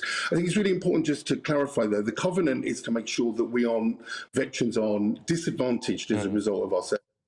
And I think Op Courage and Op Fortitude are great examples of overcoming that disadvantage, specifically about us veterans being really reluctant to engage in mainstream services. Yeah, look, absolutely. There's a huge amount of pride and a lot of other things going on there, I think, for a lot of veterans, aren't there? Now, this helpline, I believe, is 0800 952 0774. I think that's right. Correct. Yeah, good. I didn't want to put you on the spot with that, just in case if you're anything like me with numbers and you wouldn't have remembered it. So 0800 952 0774 is that number. And so what happens if you're a veteran and you ring that number? What happens? So you'll get through to a member of the Op Fortitude team. The Op Fortitude team is actually very small. It's 4 people, so not a massive team, but you will get through to one of our call handlers. And the first thing that we'll do is undertake an assessment of someone's eligibility. So you have to be applying for assistance as a single person, not families, unfortunately, but that's primarily because the level of duty owed to families by local authorities is much higher than to individuals who are generally, you know, very low priority. They need to be a veteran and they need to be either currently experiencing or at risk of experiencing homelessness. And then we'll undertake an assessment of that person's needs. If they are currently housed but at risk of losing their home, then the pathway will direct them towards the myriad of veteran organisations that can provide the type of support that can help someone to keep that home, be it financial or legal or physical or mental health. If someone is currently experiencing homelessness, the first thing that we will do, if someone is currently either sleeping in the car or sleeping rough, is source short-term temporary emergency accommodation whilst we go through the process of referring them into the most suitable veteran-specific supported housing. Look, fantastic, and thank you very, very much for everything that you are doing to help our brave veterans and for standing up for them and trying to get them the accommodation that they need and indeed deserve. That is Lee Burster-Blair, their Director of Operations and Group Veteran Lead at the social housing provider, the Riverside Group. That number's on your screen there. Leave it up for a second. 0800 952 0774. There we go. Now, loads more on this story on our website, gbnews.com, the fastest growing national news site in the country. All the best analysis, big opinion and breaking news. And yes, as you already know, no doubt, GB News is campaigning to stop the UK becoming a cashless society. The campaign is called Don't Kill Cash, and it's proving to be hugely popular. We launched it, I think, about this time yesterday, actually, and now more than 65,000 people have signed it. I absolutely love the power of the GB News community. We've had loads of you voting to win a couple of Trick Awards for Nigel and the Breakfast Team. We've got a load of you here who've raised 102 grand for a mental health charity Mind. 60,000 people come over. Good grief, we should start a political party anyway. I probably shouldn't say that. More and more retailers, though, are choosing to only accept card payments, and vulnerable people who rely on cash are increasingly being left behind. A massive 5.4 million adults still rely on cash. and it's used in 6 billion transactions every single year, but strong vested interests are pushing for it to be permanently replaced by debit and credit and other electronic payments. We're calling on the government to introduce legislation committing to protect the status of cash as legal tender and as a widely accepted means of payment until at least 2050. So there is a petition, which 65,000 of you have already signed, which is on our website, gbnews.com/cash. If you're watching us on the telly right now or online, dead easy this, get your smartphone, hold it up next to that QR code there, it'll take you straight to the petition, you pop your details in, bish bash bosh, you are part of our campaign. Help GB News with our campaign, tell the authorities, don't kill cash.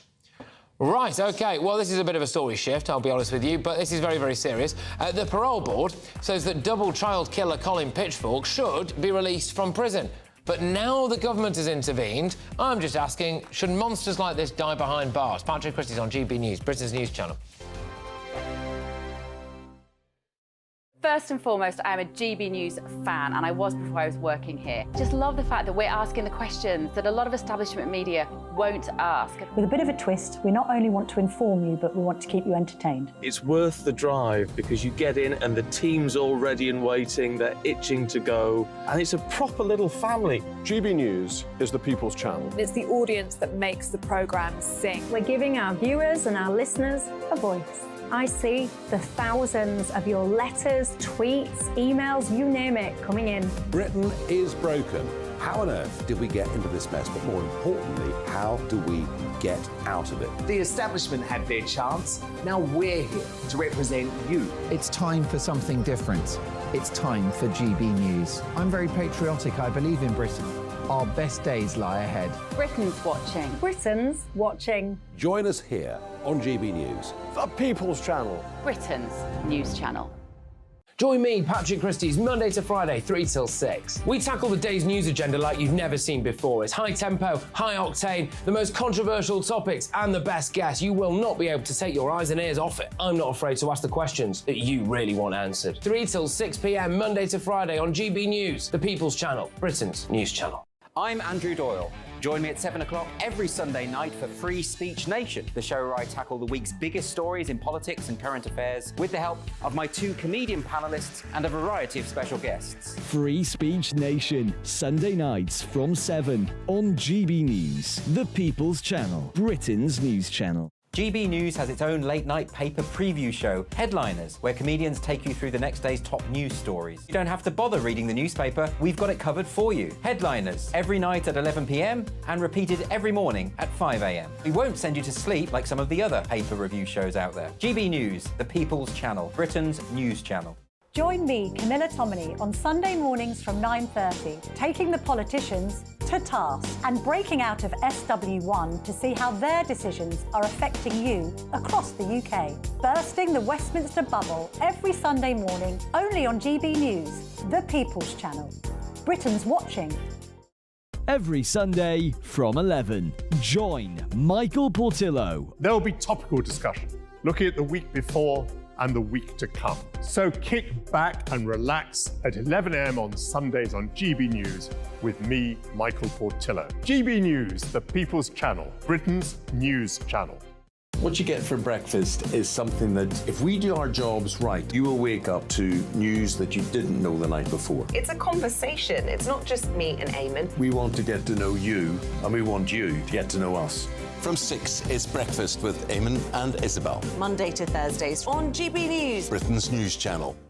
Hi, I'm Dan Wootton. You can watch me live on GB News Monday to Thursday from 9 p.m. And did you know that you can also watch and listen live on our website, gbnews.com. You'll always be up to date on the latest breaking news, as well as enjoying the best stories, opinions and shows. You can even join the debate under our live player as you're watching. So head straight to gbnews.com on TV, radio and online. GB News, Britain's news channel.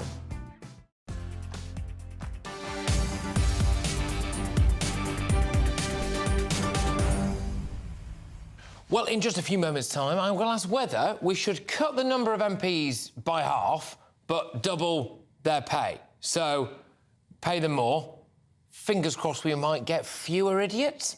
And as Rishi Sunak celebrates 6 months since becoming Prime Minister, I will give my verdict on how he's doing with his 5 priorities. But last month, I covered this story of double-child killer Colin Pitchfork after the Parole Board said that he could be released from prison. But now the government has asked the Parole Board to reconsider its decision. And I'm not surprised, because Pitchfork was jailed for life in 1988 for raping and strangling 15-year-olds Linda Mann and Dawn Ashworth in Leicestershire. He was released, as many of you will remember, in September 2021, but was back behind bars 2 months later for breaching licence conditions of his release. I'm joined now by the barrister Chris Daw. Chris, thank you very, very much. Is the government right to intervene here and ask them to reconsider their decision to allow this guy to be released, do you think? Yeah, I think they are right to do that. Just so your viewers understand the process, the Parole Board makes the original decision, so that's a group of members of the Parole Board who are completely independent of legal process and of government. But there are a number of checks and balances in the system, the first of which is for the Secretary of State to intervene to ask a judge, so this is a quite a senior judge usually, to look at everything the Parole Board has done and consider whether they followed their process properly, whether the decision to release Pitchfork is quote-unquote irrational. If that judge decides that there was an irrational process, then it will go back to the Parole Board, and I've no doubt the decision will be reversed. But there are other checks and balances on top of that. So even if that process results in an upholding of the decision, the government can, if they wish, or indeed anyone else, can take the Parole Board to a judicial review, and then there will be a full legal, formal examination of whether this was a legally correct decision by the Parole Board. So I think it's absolutely right when you're releasing someone with a history of crime and violence of this gravity and magnitude, that there are many, many steps before someone ever gets back on the streets. What I thought was interesting was, because a lot of it obviously is about risk to the public going forward, right? And they referenced his age in the original decision, and that appeared to play a factor. Now, look, unless he's got some kind of debilitating illness that means he's bedridden or something that we don't know about, and therefore obviously his movements are limited. I just wonder what could be some of the mitigating factors in the first place for of allowing this guy back out and about again. Well, it's not mitigating factors. Age is just one of the factors in the risk assessment. So plainly, as someone gets older, the evidence is very clear that risk tends to reduce. So on the whole, murders of this kind and rapes of this kind are committed by younger men under 50, under 40, and often in their 20s and 30s. So it's just one of the factors. Of course, it's equally the case that there are older men who commit these crimes, particularly when they have a history of doing so in the past. So it's just one factor. But this isn't about mitigation. This is all about risk, as you say, and the Parole Board's only task, once someone has served their minimum sentence, which he did many years ago now, of 28 years, I believe, after that, the only issue is, does this person represent an ongoing risk to the public? The Parole Board currently believe that he does not, and a judge will now decide whether they were right or wrong to come to that conclusion. I often get emails in about this whenever we talk about the Parole Board. People ask me, well, who are these people? Well, where do they come from? What's their background? Just could you enlighten us? Yeah, they're a mixture of people with expertise in the criminal justice system, probation system, the legal system, and there are completely independent members who just have expertise in some element of criminal justice or public policy. So they're people who are highly intelligent, highly experienced, and who are really quite well trained in terms of risk assessment. And so they're not just sort of random people picked off the street. And they are not people who are, as it were, somehow pro-criminal or pro the release of people. They are from a wide range of backgrounds, and as I say, completely independent of any influence, and can make a completely independent decision. Am I right in thinking that I heard you correctly before, where you said, so in this case, the government are asking them to review it, but anyone can ask for a judicial review? Is that correct? Correct. Anyone, including the family of victims, and this has happened in the past, any member of the public who wishes to challenge the decision of a public body is entitled to bring judicial review proceedings. The problem is, and you may remember this old adage, that justice is open to all, like the Ritz Hotel. Yeah. It's a theoretical right, but it's one that is very, very expensive, and therefore, in reality, tends only to be available either to the government or to campaign groups or to those who are lucky enough to be able to crowd crowdfund legal resource because judicial review is very expensive, and it shouldn't be. To be frank, your viewers should be entitled to fill in a form online to challenge these decisions in a much less expensive way than currently prevails. No, indeed. And let's say it all goes terribly wrong, right? Let's just say, and we hope it doesn't, obviously, but let's just say something happens, Colin Pitchfork comes out and the worst happens, right? Is there any kind of scrutiny then of that parole board decision? Does anyone have some accountability to that? Well, there's scrutiny and accountability are different things, of course, but yeah, there is certainly scrutiny. Whenever someone is released on parole and then commits another serious offence, there is an investigation into the process that led to their release and whether lessons could be learned. But in terms of accountability, if by that you mean do people get fired or thrown off the parole board or anything like that, highly improbable. Look, Chris, thank you very much. Enlightening stuff, I must say. Chris, it's nice not to have a catastrophic row with you as well, to be able to talk about a topic. There we go, Chris Dorler. It's a rare event for us, Patrick. Normally, people might expect to see us in an MMA fight on our interviews, but that might be my next charity push, actually, Chris, but there we go. It's Chris Dorler, who's indeed a barrister. Great stuff. I weigh well over 100 kilos, Patrick, so I hope you're in good shape. Oh, well, there we go. All right, mate. OK, right, loads more still to come between now and 5 o'clock. We'll be getting stuck into whether or not we should cut the number of MPs, but pay more of the ones... pay them more for the ones that we do elect, I should say. There's been a lot of emails about this, gbviews@gbnews.com. I'll go to those shortly, I will go to those. And 6 days on from my performance with the group of male strippers, this big flipping hack. Yes, there we go. But this might be back in the theatre. There's big news about my fundraising drive for the mental health charity. I've got all of that coming your way and much, much, much more, including my verdict as well on how Rishi Sunak is doing 6 months in. But now it's Polly with your headlines.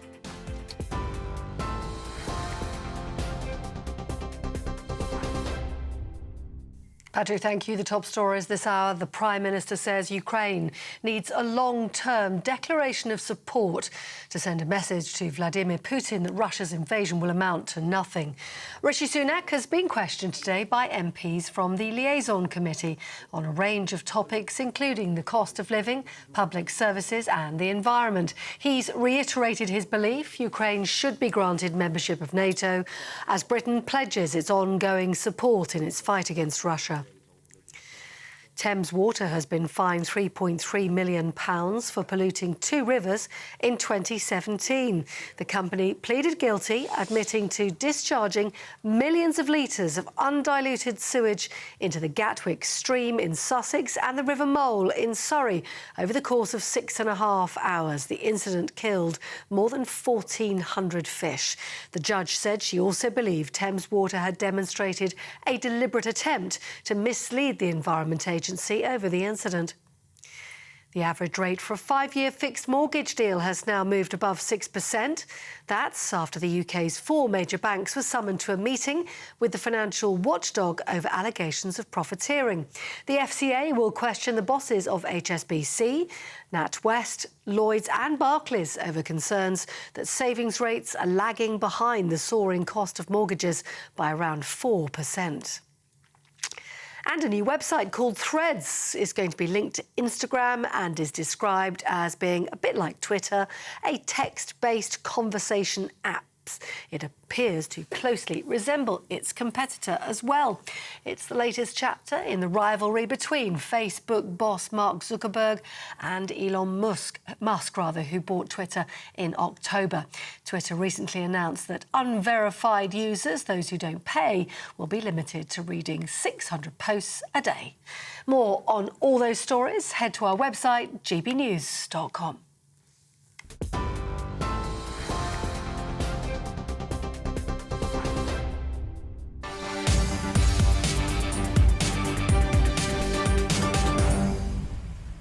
Well, there's some very interesting comments from former Chancellor Sajid Javid that I'm sure will get you all talking. So he thinks that MPs don't earn enough. In fact, he thinks that their pay should be doubled. But before you get too angry, Javid also wants the number of MPs to be halved. So he says that many talented people don't want to become MPs because the pay isn't enough. And I've got to be honest with you, I think the optics of increasing MPs' pay is terrible in the middle of a cost of living crisis, which is probably why they won't do it massively. But I am convinced, as I keep saying that we are being led by idiots. And if we can attract better people to the job, then maybe paying them more is a way of doing that. But he claims that's part of the reason why we aren't getting better people in government. He puts it more sensitively than me. Or in other words, if we paid MPs more, yes, we'd get fewer idiots. Former Conservative MP Harvey Proctor joins me now. Harvey, thank you very much. If we paid MPs more, would we have fewer idiots? We have paid MPs more. Since 1997, MPs' salary has doubled. I don't think the effectiveness of members of Parliament have doubled in the same period. No, that's incredibly true, actually. So, is there an amount of money that might stop people who have got big brains and would be very effective MPs, stop them from going and working in the city or, you know, setting up their own business, whatever they want to do, that would drive them towards Parliament? Is there an amount of money, do you think? Let me go back to when I was first elected in 1979. I took a cut in my salary to do the job of being a member of Parliament. It is an honourable position. I've considered this very carefully since I heard the absurd remarks by the former cabinet minister. I actually think the reverse. Probably MP's salary should be reduced, but in any event, let's say it should be frozen for the next 5 or 6 years, and so that people standing for Parliament at the next election in a couple of years' time know that the salary that they will receive for the Parliament as a whole in each year will be what people get now. And then at the end of the next Parliament, whatever the salary is at that time, let's have a freeze then and let people have that salary for the further Parliament. So it's decided at the end of one Parliament for those who are elected for the next. So no member of Parliament will ever vote for his own salary, only for the salaries of future members of Parliament. And they, of course, if they stand and get re-elected, may well take that salary. That would be my view. Yeah, look, I don't know whether this is just a romantic notion of the past or rose-tinted glasses or whatever, but my take is that we used to have a better quality of politician. And I think you hit the nail on the head there. Maybe it was deemed to be a more honourable job than it is now. Maybe there were fewer options available to people. I don't know. But for whatever reason, I think that we had a better quality of person both in government and in opposition. So how do we fix that? Because, look, you could lob money at it. I mean, you disagree with it. It's a solution, isn't it? It's a solution to go, all right, well, look, here's, you know, close to 300 grand a year. Hopefully that's enough to make you want to be an MP. But what other solutions are there to get people who are the best of British running our country? Because everywhere I look now, it's all, you know, everything. It just feels right from smart motorways to our transport networks to, you know, whoever's in charge of HS2 to what's been going on in the Channel to et cetera, et cetera, et cetera. We've not got the best in there. Well, it's all Blair's fault. He put a damper on members of Parliament having what he calls second jobs. Now, increasingly, members of Parliament really go straight from university into research into the House of Commons. That is wrong. We want members of Parliament who are knowledgeable about real life and the difficulties and experiences of their constituents. That's not the case anymore. No, it's not. Are you... Can I also... Yes. Go on. Can I also criticise the other suggestion by the former cabinet minister, namely that constituencies should be doubled in size? I think that is wrong too, and I have personal experience of this. In 1979, when I was first elected, my constituents numbered over 100,000. There were then boundary changes, and the figure came down to just over 60,000. I'm sure that when I was representing over 100,000, I was not doing quite as an effective job as I did when I was representing 60,000. So please don't get at constituents. Constituents want members of parliament who work for them and who they know. So please do not increase the size of constituencies. Also remember, we are no longer in the EU. So parliament should be dealing with more things than they have done for 30 or 40 years. That is very, very true. Always a chap who speaks rather a lot of sense, Harvey. Absolute pleasure. Thank you very much. That's former Conservative MP Harvey Proctor there. Joining me now, look, you know, maybe I thought Sanj had it there. I thought this is the solution to stop us being run by idiotic people. But no, alas, we're going to have to come up with something else. Anyway, it's exactly 6 months since Rishi Sunak became Prime Minister. But has he made things better or worse? I'm going to be having a look at that, and I'm also going to be having a look at what the House of Lords has done when it comes to our illegal migration bill. I'm convinced there is now as big a gap between the will of the people, and I'm including Brexit in this, actually, a bigger gap between the will of the people and the House of Lords than there has been. I think it's absolutely so. They've ripped the teeth out of this illegal migration bill, and frankly, they are making things even worse. They want to take more, not less. Anyway, Patrick Christys here on GB News, Britain's news channel.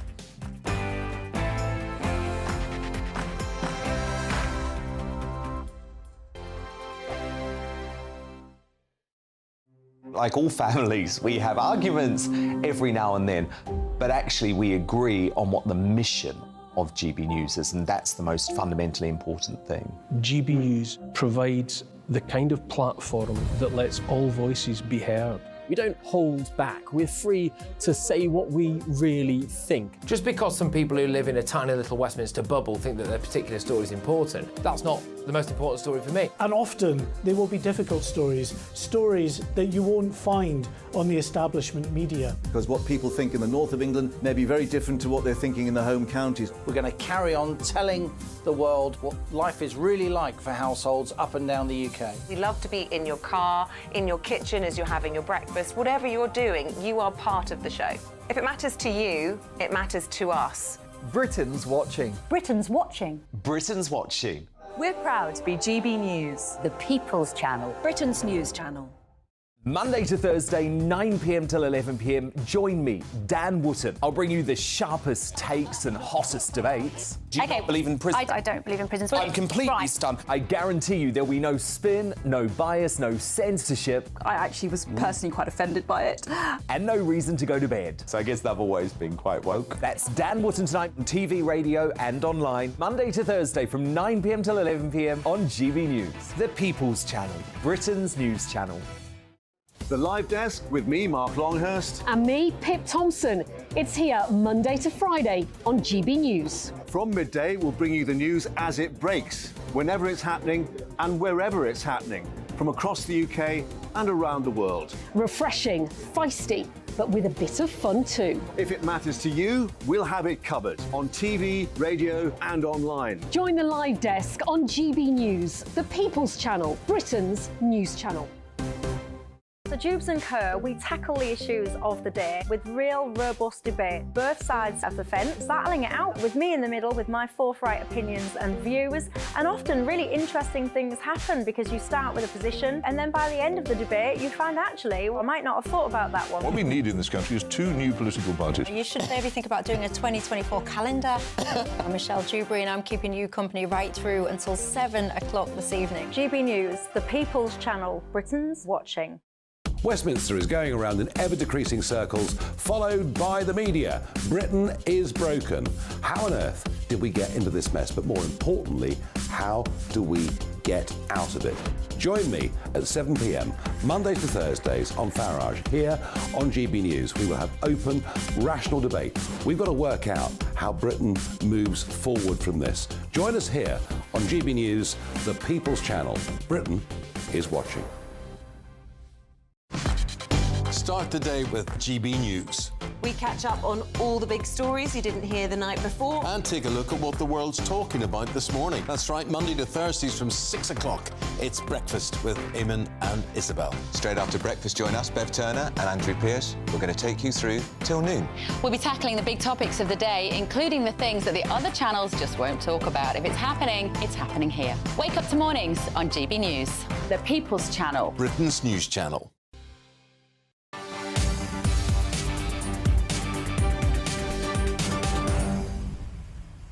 Well, welcome back. Now, at 5 o'clock, I will discuss the news that around 8,000 Afghan individuals and families could be made homeless this summer. And I will ask, yes, is our country full? And I think this is a lesson for people, like the Archbishop of Canterbury and like a lot of these worthy lovelies, we should throw our arms around the world. Well, OK, we can do that. But aren't we making the problem worse? Because we go, oh, come on then, yeah, come on, we'll look after you for a bit. And then we go, well, we haven't actually got anywhere for you to live. So now you're on the street.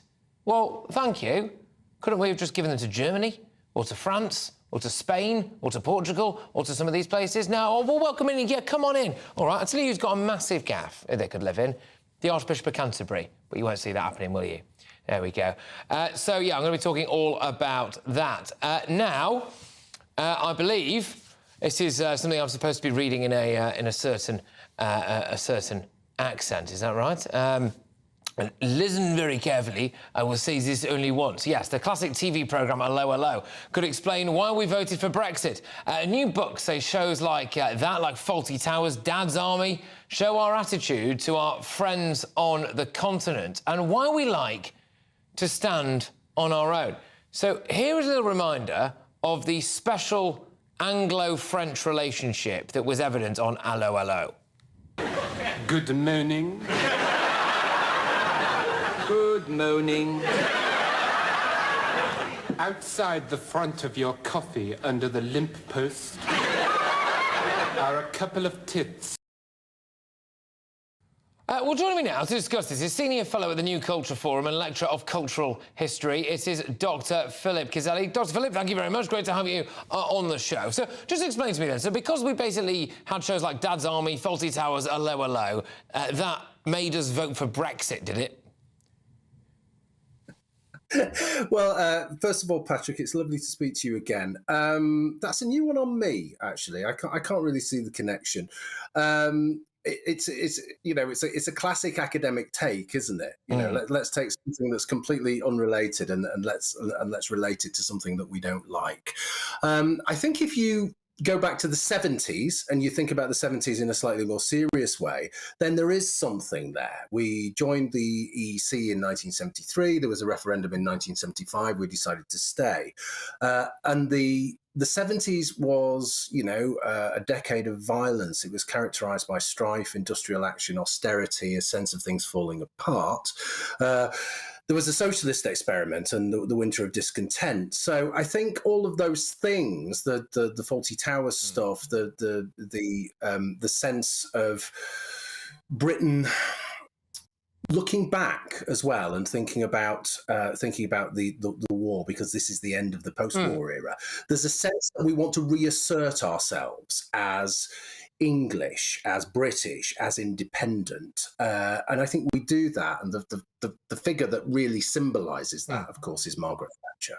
So I think there is something there, but I think hanging it on Hello, Hello is frankly absurd. Yeah, no, it absolutely is. But I've got to be honest, I think that the study here kind of misses the point a little bit. And I think you identify some key things there, where there was a sense of Britain wanting to reassert itself.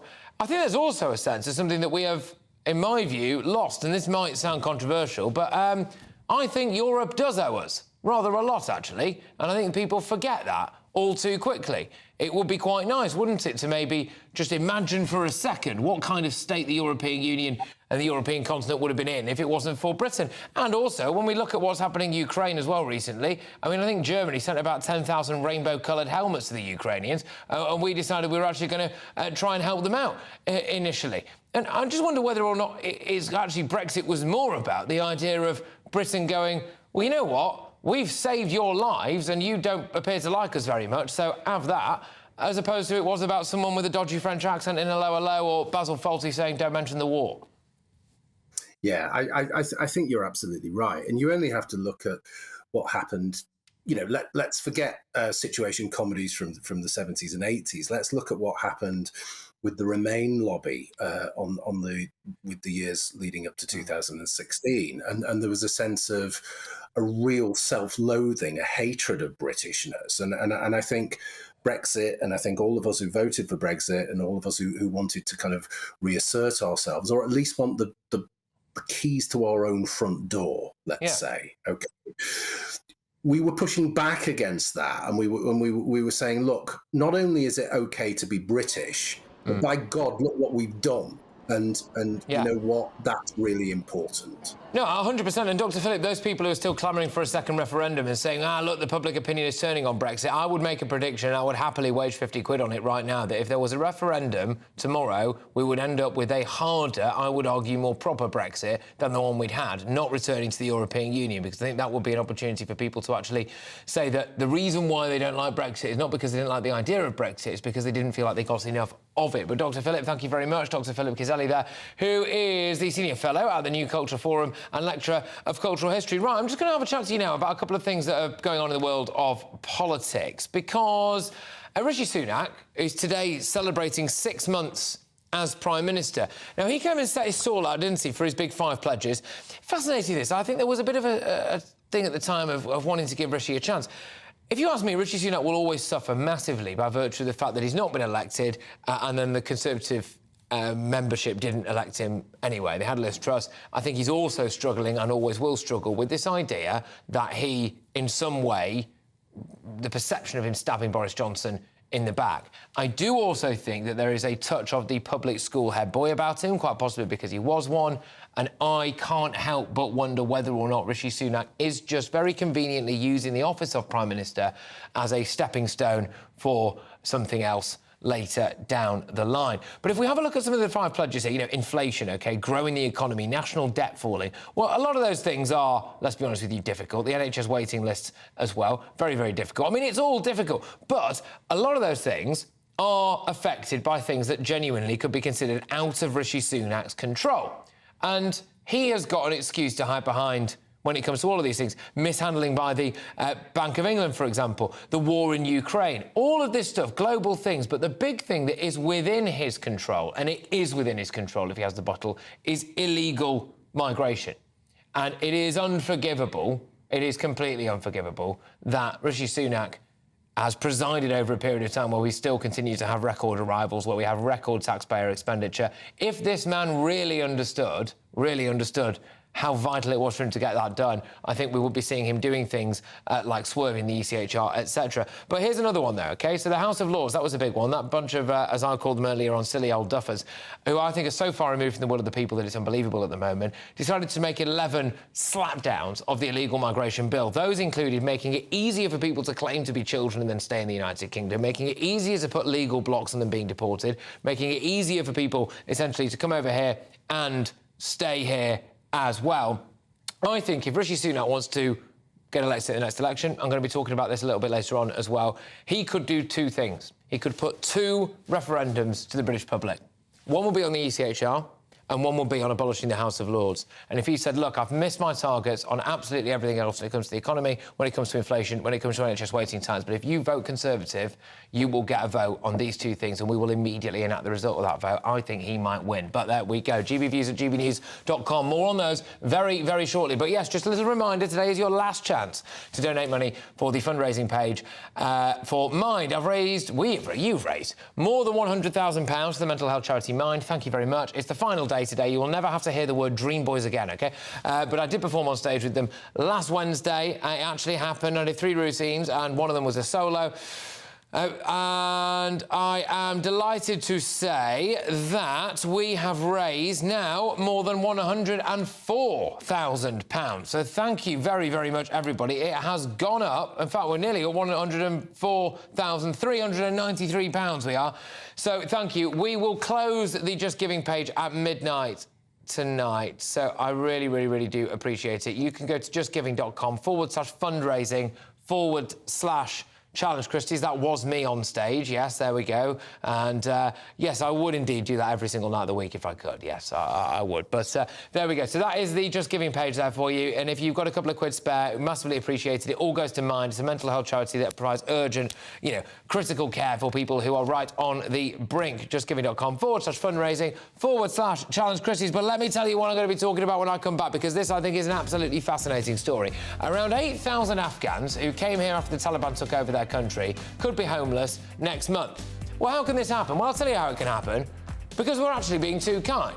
We decide, all right, well, let's just let absolutely everybody in, illegally or legally. We'll help you. We are Britain. We are the land of milk and honey. And we're not. And so we end up in a situation like people here who are, for all intents and purposes, actually genuine asylum seekers and refugees, who we now go, oh, I'm sorry, you're going to be homeless next month. I mean, where do these idiots who occupy places like the House of Lords think that we put people, and who's paying for them? It's just madness. We're going to have to build a whole load of new houses. Anyway, Patrick Christys on GB News, Britain's news channel.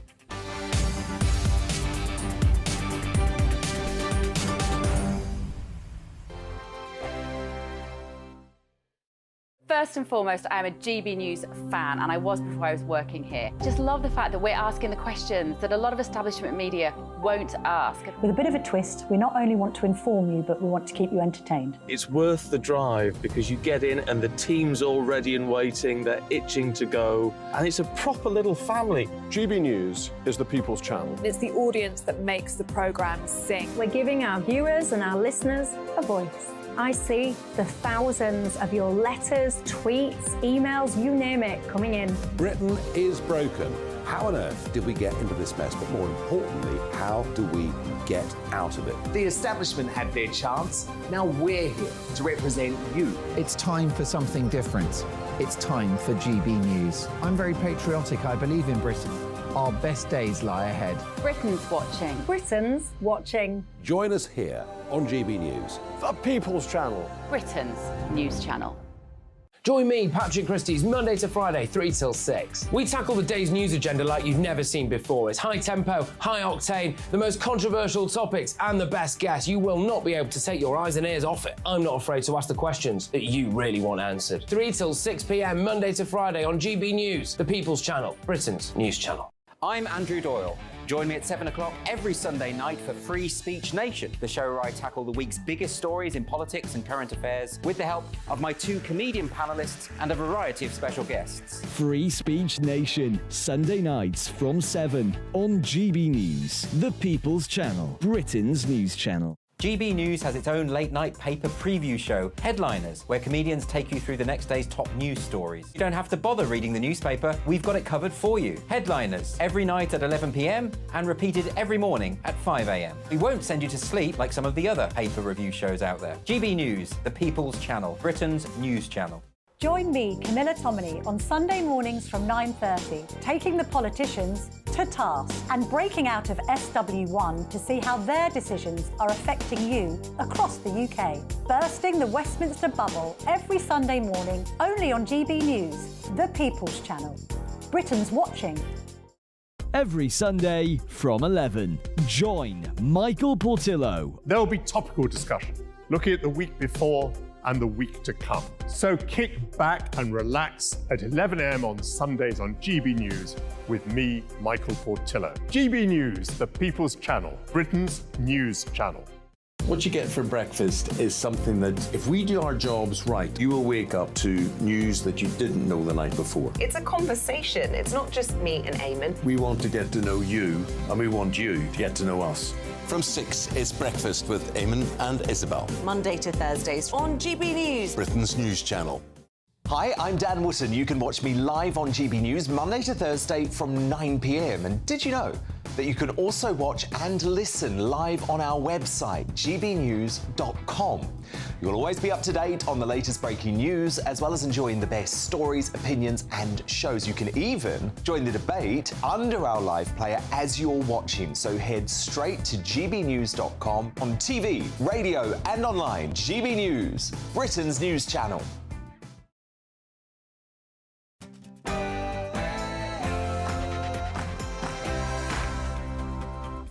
It's 5 p.m, it's Patrick Christys, it's GB News. Have we been too kind to asylum seekers? As it turns out that thousands of Afghans are now going to be made homeless. I'm asking the question, why on earth did we agree to accept so many of them in the first place? Should we have been crueler to be kinder? In other news, yes, we're also going to be talking about this.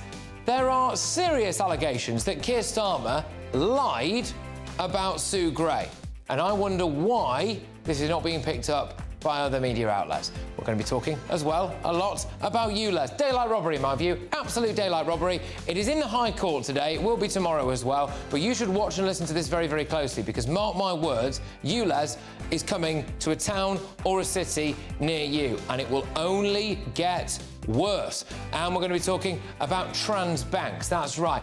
More than half of high street banks have signed up to Stonewall's LGBTQ+ charter. Well, that might sound okay, but what about the idea that if you decide to tweet something that is gender critical, i.e. that women are women and men are men, you now could contravene a bank's ethics and values? And could they close your account down? Finally, yes, Dream Boys, the final curtain. We are closing the donations page for Mind, the mental health charity, at midnight tonight. Thank you very much, everybody who has donated. JustGiving.com/fundraising/challenge Christys. I will be joined by a Dream Boy this hour. Stay tuned.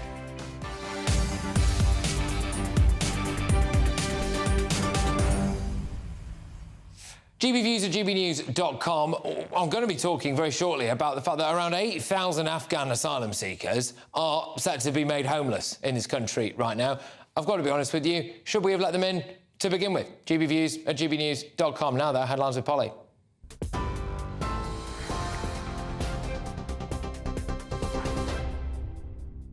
Patrick, thank you. The top stories this hour on GB News. The Prime Minister says Ukraine needs a long-term declaration of support to send a message to Vladimir Putin that Russia's invasion will amount to nothing.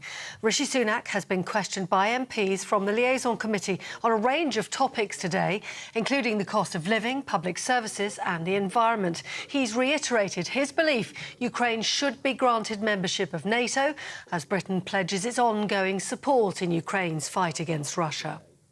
The priority remains, as it always has been, heavy armour, artillery, long-range weapons and training, most recently combat air, where we will play our part as part of an international coalition to provide combat capabilities, particularly training of pilots, and we're starting that this summer, in fact, which is something that I know the Ukrainians have warmly welcomed.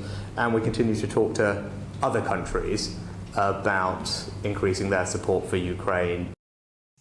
Well, Rishi Sunak is still talking to the Liaison Committee at the moment. Within the last few moments, he's told them the government will vigorously challenge a court ruling last week, which found that the UK government's plan to send illegal migrants to Rwanda was lawful. We'll bring you more on those developments as they develop this afternoon.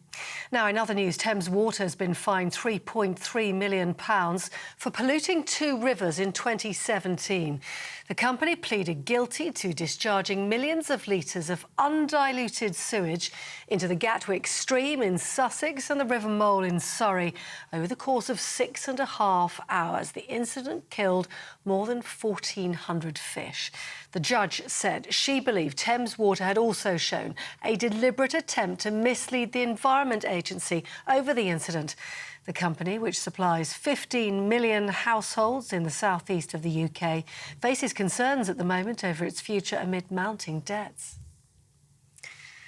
The family of a mother and 2 children who died in a fire that ripped through their flat in Nottingham say they're relieved the killer has been brought to justice.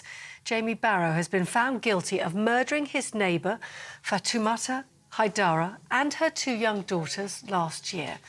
The court heard he poured petrol through their letterbox before setting it alight and watching the fire take hold. Prosecutors said Barrow had a grievance over rubbish being left in an alleyway. The average price for a 5-year fixed-rate mortgage has now moved to 6% rate-wise. The number of mortgage deals on the market has also dropped. That's driving up costs for home buyers and home owners.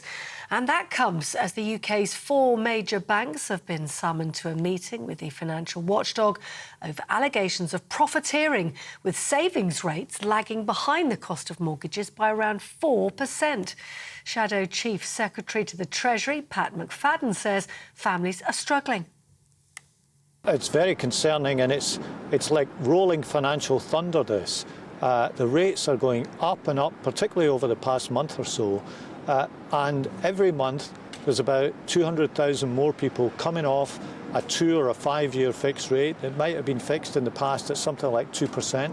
And they're now coming on to the kind of rates that you've just quoted. It's going to cost families hundreds of pounds a month when they renew these deals.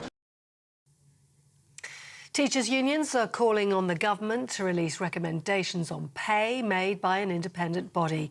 NEU members in England are staging fresh strikes tomorrow and on Friday over their ongoing dispute in pay. All 4 education unions rejected the government's latest offer of a £1,000 lump sum and a 4.5% pay rise. Let's just bring you some breaking news on the subject of strikes. Junior doctors have voted within the last few moments to extend strike action until at least January 2024. Members of the Hospital Consultants and Specialists Association in England voted on Tuesday to extend strike action by another 6 months, with 96.5% of those voting in favour. The reballot result comes as junior doctors prepare to mount a walkout for 5 days from July the 13th. More on that story as we get it. Let's turn our attentions now to Israel, where police say 8 people have been injured, 3 of them critically, following a terrorist attack in the city of Tel Aviv. They say a Palestinian man from the West Bank drove into crowds and tried to stab pedestrians before being shot dead by an armed member of the public. The Palestinian militant group Hamas have claimed responsibility, saying it's a natural response to Israel's occupation of the occupied West Bank. 10 people, including 4 teenagers, were killed after a raid by Israeli forces in the Jenin refugee camp. Israeli police say the ramming incident in Tel Aviv took place outside a busy shopping centre. Behind me is a bus stop where a terror attack took place. Individual rammed his car into civilians in a populated area of Tel Aviv, managing to injure 7 civilians. He got out of his vehicle and began trying to stab the civilians that were around him. Luckily, there was an individual, a civilian, who was armed, and he managed to neutralize this terrorist. Technology news, and Meta, the company that owns Facebook, is launching a new app to rival Twitter. It's called Threads and is described as a text-based conversation app. It's also going to be linked, we understand, to Instagram. It appears as well to closely resemble its main competitor, Twitter. And it's the latest chapter in the rivalry between Facebook boss Mark Zuckerberg and Elon Musk, who bought Twitter at the end of last year. Twitter recently announced unverified users, those without a subscription, will be limited to reading just 600 posts a day. You're with GB News. More news as we have it. Now back to Patrick.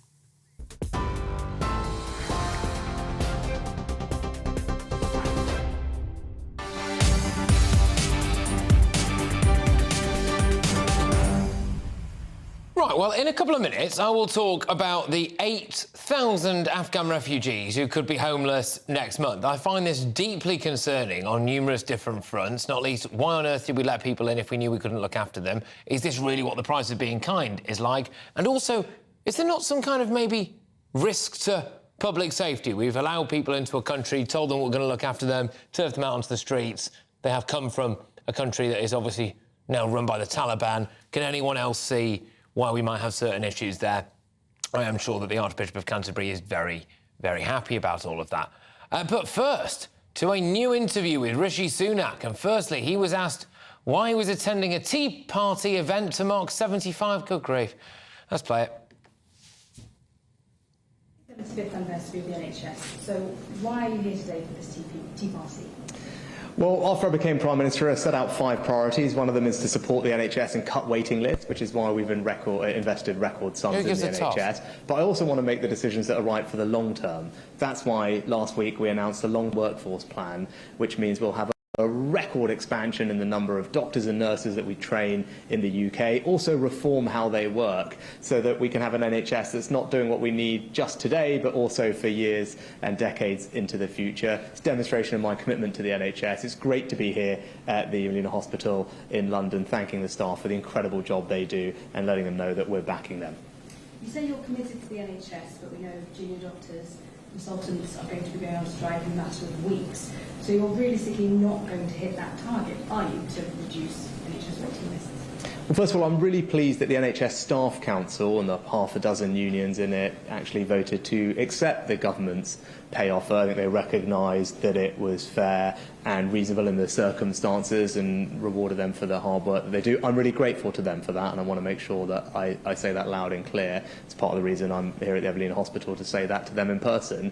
Now, clearly, industrial action by other clinical staff does make it more challenging to bring down waiting lists. We've already had 500,000 people's care be impacted by industrial action, and I don't think that's right. I think everyone can see the economic context that we're in and the necessity for the government to make responsible decisions in that context to bring down inflation and be responsible with our borrowing. And no one can doubt our commitment to the NHS. Record sums invested and a long-term workforce plan last week for the first time in the NHS's history. But of course, we need to balance lots of different things and do the right things for the long term of the country, and that's what we're going to do.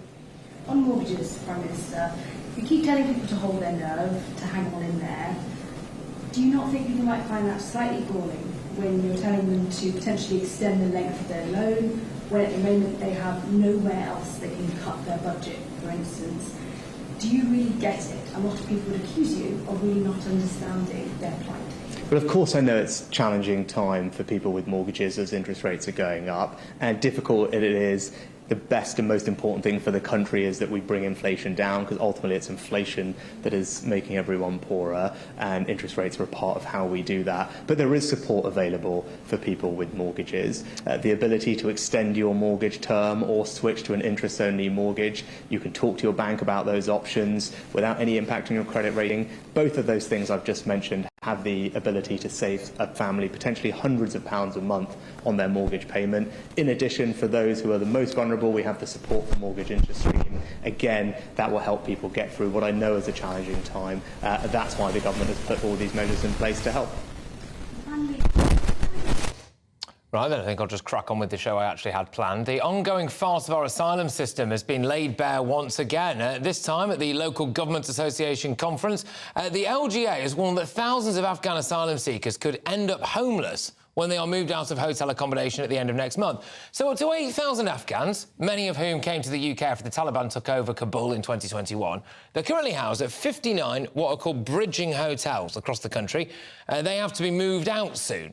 But the LGA warns that there aren't homes for them to move to, which, I mean, let's be honest, Stevie Wonder could have seen coming, couldn't he? Joining me now to discuss this further is property expert and political commentator Russell Quirk. Russell, thank you very much. Now, look, I do feel very sorry for the people who genuinely fled the Taliban, who came over here and we basically said, look, come on, come on over here, we'll look after you, and then now they're going to be homeless.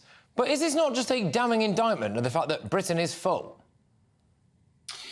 First of all, Patrick, great to see you with your clothes on. Hello.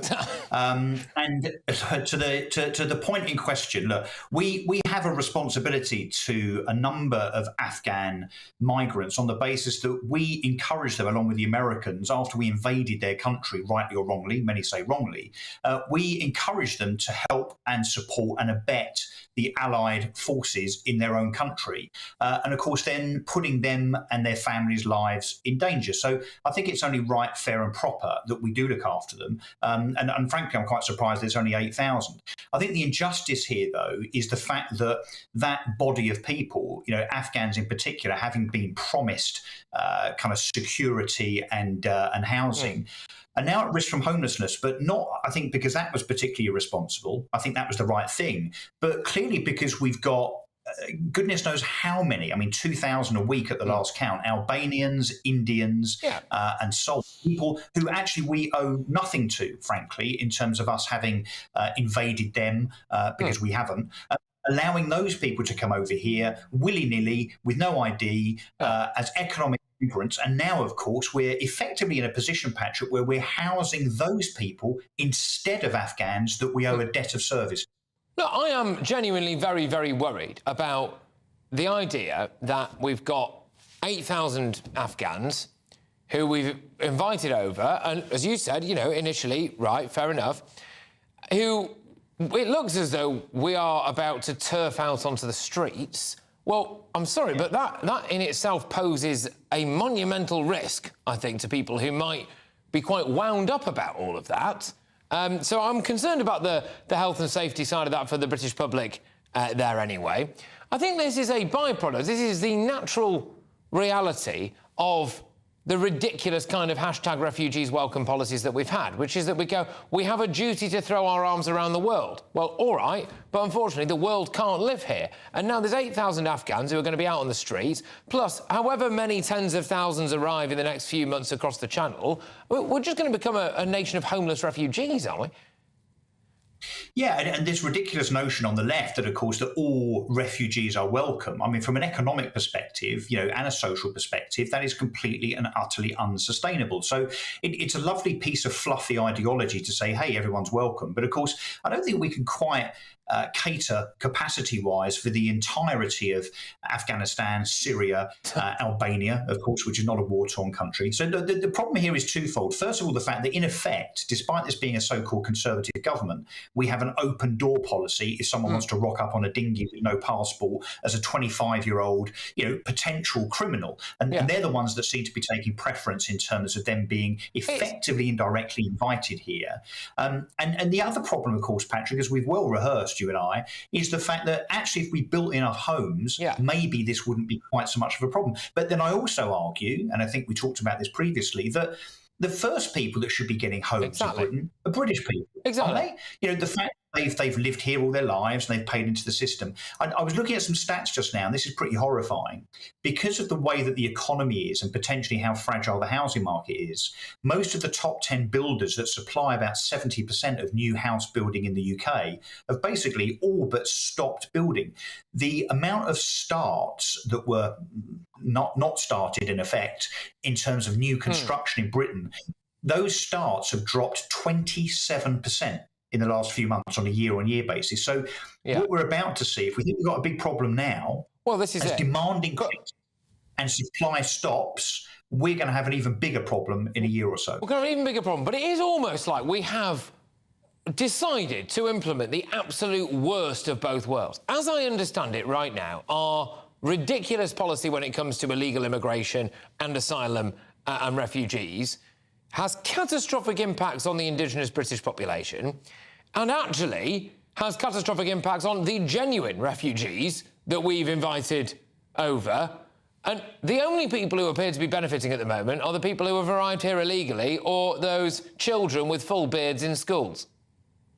Yes, and of course Serco and all the private contractors, G4S, whoever they are, who are making a lot of money from processing migrants, from doing deals with hotel owners and B&Bs across the country on 5-year terms still now to house such people. So, yeah, there, as ever, there are a lot of people making a lot of money out of this. And you know, the fact that this so-called Conservative government, you know, Rishi Sunak, who I saw before I came on, I mean, the Rishi robot, I think he should be called. I mean, the fact that the man can't even answer one of your questions or any of your questions. I mean, talk about doing a gross disservice to the role and the office of Prime Minister. I mean, it's very, very scary that under him, Jeremy Hunt and others, we've effectively got, when it comes to immigration and housing, a day-to-day policy, or rather no policy at all. So there is really no planning, no strategy. The way they're trying to tackle this is just to allow the problem to continue and hope that by way of some pathetic sticking plaster type politics, by throwing our money at it further, that's going to solve the problem. This is a time bomb waiting to explode in social, economic and housing terms. Absolutely. Look, thank you very, very much, Russell. As ever, Russell Quirk there, who's a property housing expert, just reacting to that news that remarkably we're going to end up with about 8,000 Afghans on the streets of Britain, which of course will lead to absolutely no issues whatsoever. And he's right as well, isn't he, about Rishi Sunak there. We played a clip earlier on. It's one of the reasons why I didn't want to take it. If I wanted to watch a robotic dullard with no personality, not answering any questions, then I'd just turn on the BBC. But now, who would have thought it? Sir Keir Starmer, the man who famously said in the middle of the Partygate saga that honesty and integrity matter. Well, today he's been accused of lying. The Labour leader said in March that there was nothing improper in his dealings with Sue Gray before she quit her senior civil service job to become Starmer's chief of staff. But a Cabinet Office investigation has now found that Gray broke civil service rules as a result of the undeclared contact between her and the Labour Party. I'm joined now by political editor of The Express Online. There he is, David Maddox. Good stuff, David. Right, OK, has Keir Starmer lied? Hi, Patrick. Well, it looks like it, although, you know, he's a lawyer, so he could probably get through on the technicality that he personally may not have done something improper, and Sue Gray did. But, you know, he seems to be the master of getting away with stuff. OK, all right. I mean, there takes two to tango, doesn't it? And when it says that there was undeclared contact, Sue Gray is one of the parties who did not declare the contact, and the other one is the Labour Party, isn't it? And that is fronted, of course, by Keir Starmer. Yeah, absolutely. And frankly, most people would think that he's lied. And I think the Telegraph report in this case is probably bang on. But, you know, my point is that this is a man who remarkably gets away with everything. He can have a beer and curry party in Durham that is far more than having a slice of birthday cake in Downing Street. No. And somehow not get fined and not be branded a criminal. He can, for more than a year, not declare serious financial interests on his register of interests as an MP, which you're supposed to do, and somehow it doesn't get reported to the Standards Committee, and yet Andrew Bridgen, who forgot to put it on an email, gets 8 days suspension or 5 days suspension or whatever it was. You know, Keir Starmer, you know, he can lie about Sue Gray, but you know, will he appear before the Privileges Committee? Somehow I doubt it. Somehow, you know. No, but what is it? Let's drill down into that, David, because is there an ability for people to get away with stuff if they are on the left? I'm about a year ago, I would have laughed at you if you'd said that, but I'm beginning to suspect that there may well be actually, and you know, those examples of Starmer.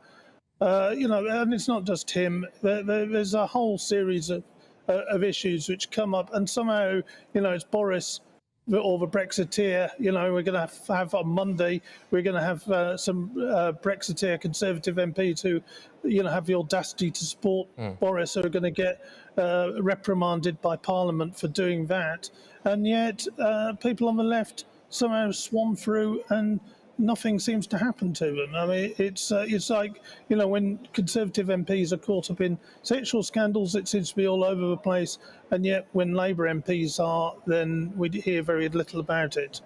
Yes, no, exactly. Although, of course, the exception there being Keith Vaz, but I think that was just because it was utterly hilarious. Thank you very much. That was spectacular. Yeah, that was the pièce de résistance. Anyway, we don't need to spent conviction. Right, look, thank you very much. It's David Maddox, of course, is the political editor of Express Online. Thank you very much. Now, OK, so why have so many high street banks signed up to a diversity scheme run by discredited charity Stonewall? And what does this mean for you being at risk of having your accounts closed if you think that a woman is a woman and a man can't be a woman? Patrick Christys on GB News, Britain's news channel. Like all families, we have arguments every now and then, but actually we agree on what the mission of GB News is, and that's the most fundamentally important thing. GB News provides the kind of platform that lets all voices be heard. We don't hold back. We're free to say what we really think. Just because some people who live in a tiny little Westminster bubble think that their particular story is important, that's not the most important story for me. And often there will be difficult stories, stories that you won't find on the establishment media. Because what people think in the north of England may be very different to what they're thinking in the home counties. We're going to carry on telling the world what life is really like for households up and down the UK. We love to be in your car, in your kitchen as you're having your breakfast. Whatever you're doing, you are part of the show. If it matters to you, it matters to us. Britain's watching. Britain's watching. Britain's watching. We're proud to be GB News, the People's Channel, Britain's news channel. Monday to Thursday, 9 p.m. till 11 p.m. Join me, Dan Wootton. I'll bring you the sharpest takes and hottest debates. Do you not believe in prisons? I don't believe in prisons. I'm completely stunned. I guarantee you there'll be no spin, no bias, no censorship. I actually was personally quite offended by it. And no reason to go to bed. So I guess they've always been quite woke. That's Dan Wootton tonight on TV, radio and online. Monday to Thursday from 9 p.m. till 11 p.m. on GB News. The People's Channel, Britain's news channel. The Live Desk with me, Mark Longhurst. And me, Pip Thompson. It's here Monday to Friday on GB News. From midday, we'll bring you the news as it breaks, whenever it's happening and wherever it's happening, from across the UK and around the world. Refreshing, feisty, but with a bit of fun too. If it matters to you, we'll have it covered on TV, radio and online. Join the Live Desk on GB News, the People's Channel, Britain's news channel. So Jubes and Co, we tackle the issues of the day with real robust debate, both sides of the fence, battling it out with me in the middle with my forthright opinions and views. And often really interesting things happen because you start with a position and then by the end of the debate you find actually, well, I might not have thought about that one. What we need in this country is two new political parties. You should maybe think about doing a 2024 calendar. I'm Michelle Dewberry and I'm keeping you company right through until 7 o'clock this evening. GB News, the People's Channel, Britain's watching. Westminster is going around in ever-decreasing circles, followed by the media. Britain is broken. How on earth did we get into this mess? But more importantly, how do we get out of it? Join me at 7 p.m, Mondays to Thursdays on Farage, here on GB News. We will have open, rational debate. We've got to work out how Britain moves forward from this. Join us here on GB News, the People's Channel. Britain is watching. Start the day with GB News. We catch up on all the big stories you didn't hear the night before. And take a look at what the world's talking about this morning. That's right, Monday to Thursdays from 6 o'clock. It's Breakfast with Eamon and Isabel. Straight after breakfast, join us, Bev Turner and Andrew Pearce. We're going to take you through till noon. We'll be tackling the big topics of the day, including the things that the other channels just won't talk about. If it's happening here. Wake up to mornings on GB News, the People's Channel. Britain's news channel.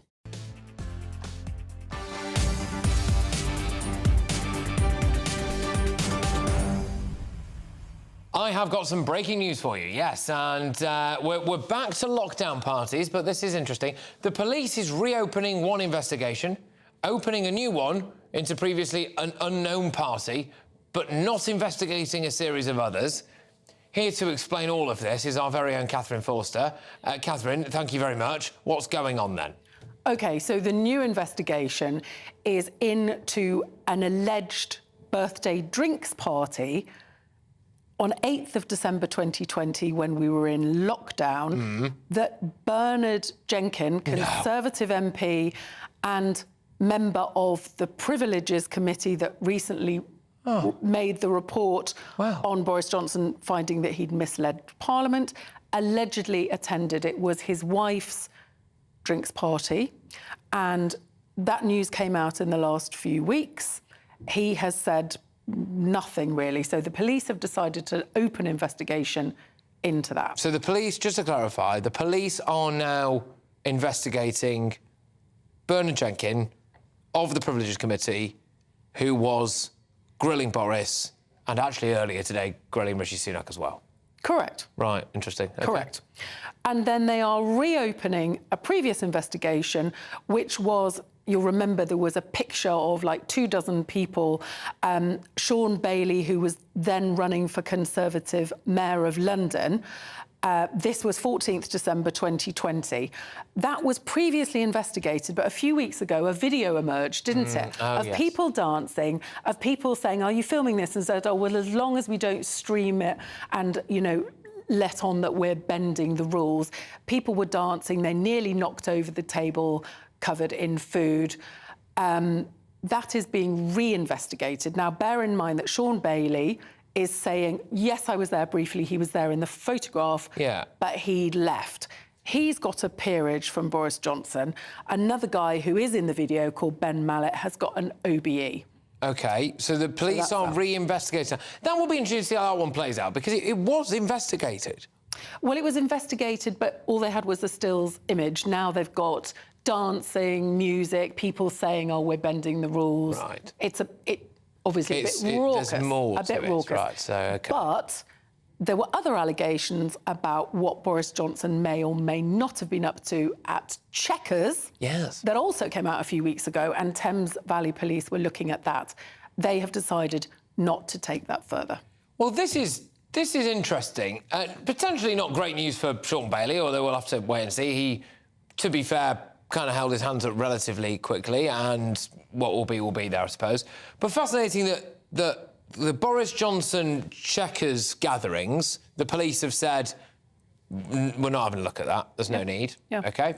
But Sir Bernard Jenkin, who was on the Privileges Committee, is on the Privileges Committee, is really facing a police investigation. Yes, he is, and of course that was, you know, in the middle of a lockdown. So clearly, right in the middle of a lockdown. You know, should not have been at this alleged drinks party. Well, we wait, don't we, with bated breath. Catherine, thank you very much. Big breaking news, and well done for expertly picking through all the different elements of that. Catherine Forster there, our political reporter. Yes, watch this space, I think, will be the message after all of that, wouldn't it? But between now and 6 p.m, 6 days on from my performance with a group of male strippers, there is big news about my fundraising drive for mental health charity. That is indeed Bernard Jenkin. Yeah, he hasn't, as far as we're aware, performed with any male strippers. Don't at me, Bernard. But apparently, no. Anyway, right, but now it's your headlines with Polly.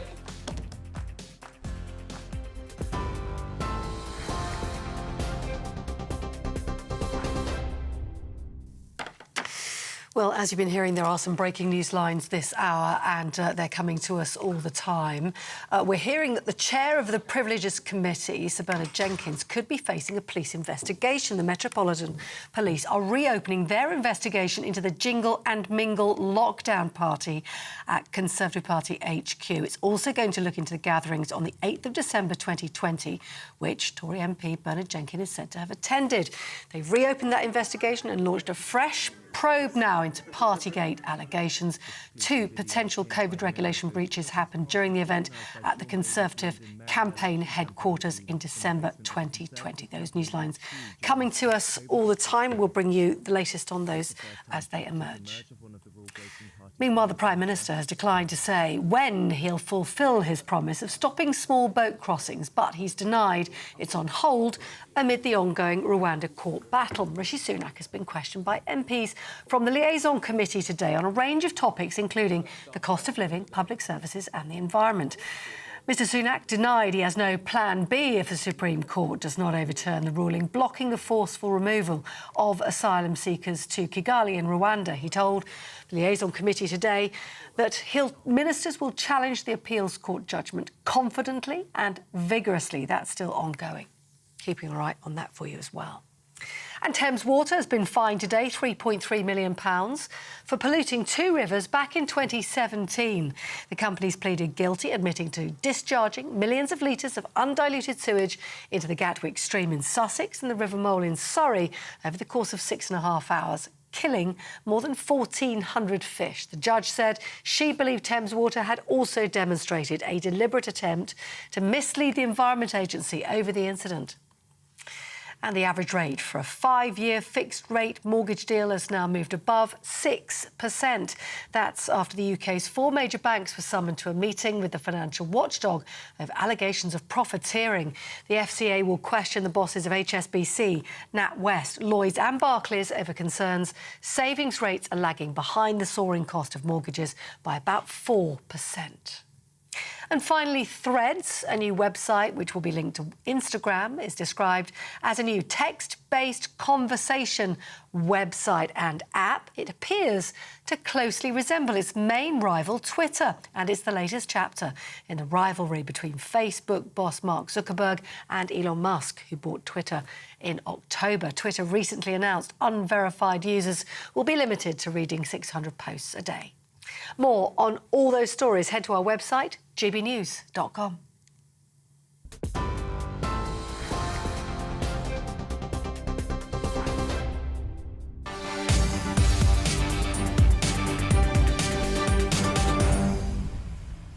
Well, as many of you already know, GB News is campaigning to stop the UK becoming a cashless society. The campaign is called Don't Kill Cash, and it's proving to be hugely popular. So we launched it just over 24 hours ago, and now we have more than 69,000 people who have signed it. More and more retailers are choosing to only accept card payments. Not just retailers as well, it's things like parking meters and stuff, isn't it? Vulnerable people, especially the elderly, who rely on cash, are increasingly being left behind.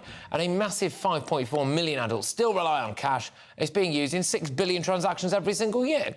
But strong vested interests are pushing for it to be permanently replaced by debit and credit cards and other electronic payments. We are calling now, here at GB News, on the government to introduce legislation committing to protect the status of cash as legal tender as a widely accepted means of payment in the UK until at least 2050. And I think we're going to do it, you know. I've got a good feeling about this because we've set up this petition to prevent a cashless society. It's on our website, gbnews.com/cash. And if you've got a smartphone and you're watching us on telly or online right now, you will be seeing a QR code on your screen.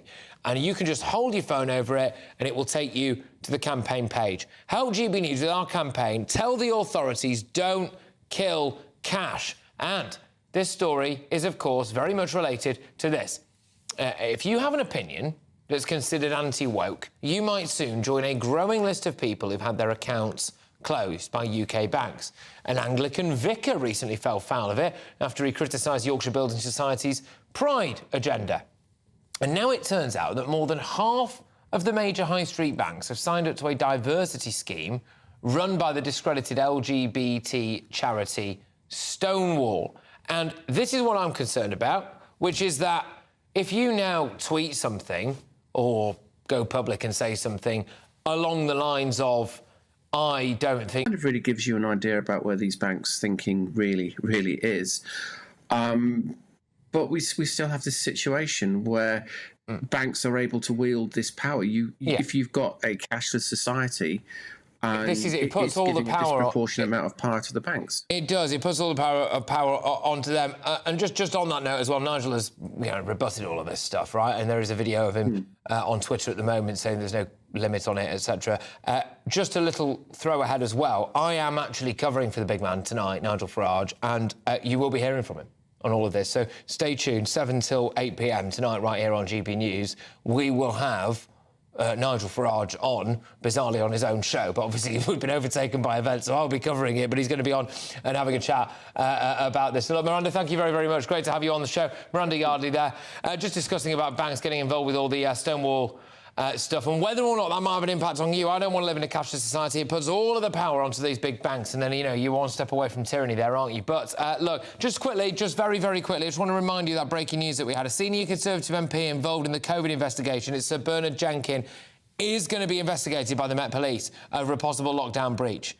Is going to be investigated by the police over a possible lockdown breach. A lot of people getting in touch now to talk about alleged hypocrisy and what an absolute scandal this is. Well, of course, we will have to wait and see, but you hate to see it for Bernard, don't you?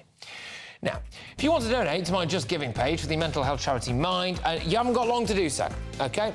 The page closes in just a few hours' time. So far, we've raised an incredible £106,000. I mean, it's amazing. Thank you. It's justgiving.com/fundraising/challenge Christys. When I come back, I am going to be talking to a man who helped make all of this possible. He's a real-life dream boy. He's an absolute hero as well. He's a complete and utter salt of the earth, this guy. And, I'll introduce you to him when we come back. But, of course, he facilitated me dancing on stage with the Dream Boy, so I wanted to give him a big thank you. Patrick Christys on GB News, Britain's News Channel.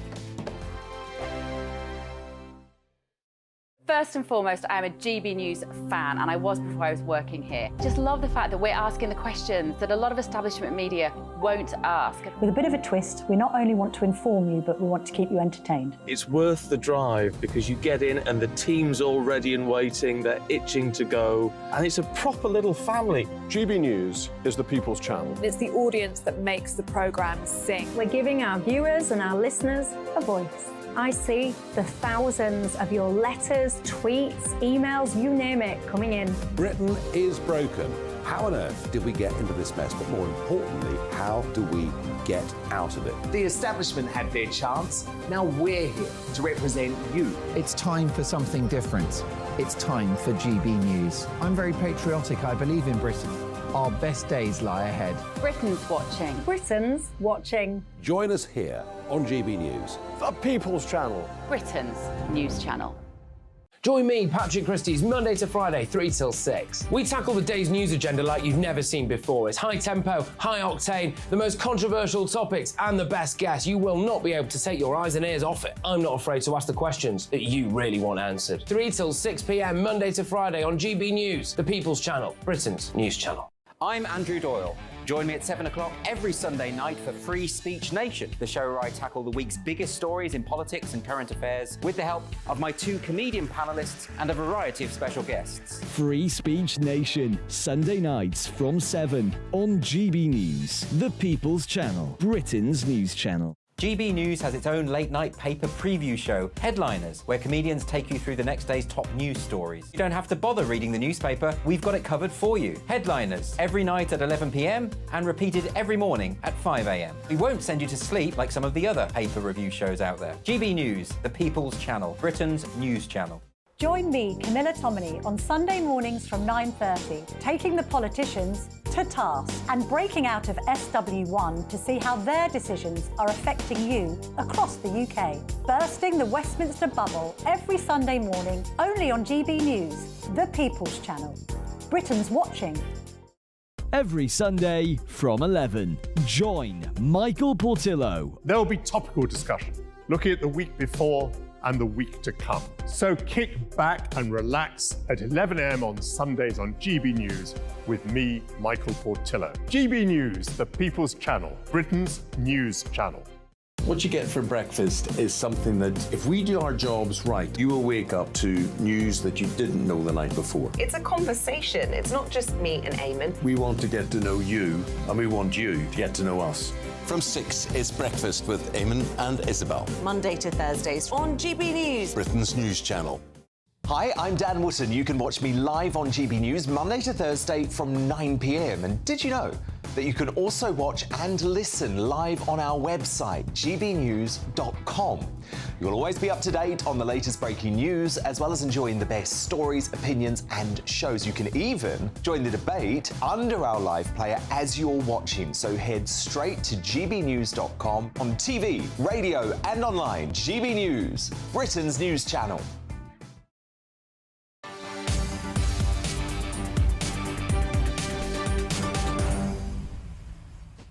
Okay, wonderful people. Now, today is your last chance to donate money to my charity fundraising page, and so far you have raised more than £100,000. In fact, I think we're up to £106,000 now for the mental health charity Mind. I want to say a massive, massive thank you. It all started just over a year ago. I agreed to perform with the Dream Boys, who are a fabulous group of male strippers, and last Wednesday, it actually happened. I did 3 routines on the night. One of them was a solo. You can see a full clip of it on our social media. And I am delighted to say that, yes, we have now raised more than £106,000. The donations will close at midnight tonight. You can donate by going to justgiving.com/fundraising/challenge Christys. And I am really, really, really over the moon to say that I'm joined now by Jordan Darrell, who is the Dream Boys creative director. Jordan, thank you very, very much. And I just want to get you on to say a big thank you, because about a year ago,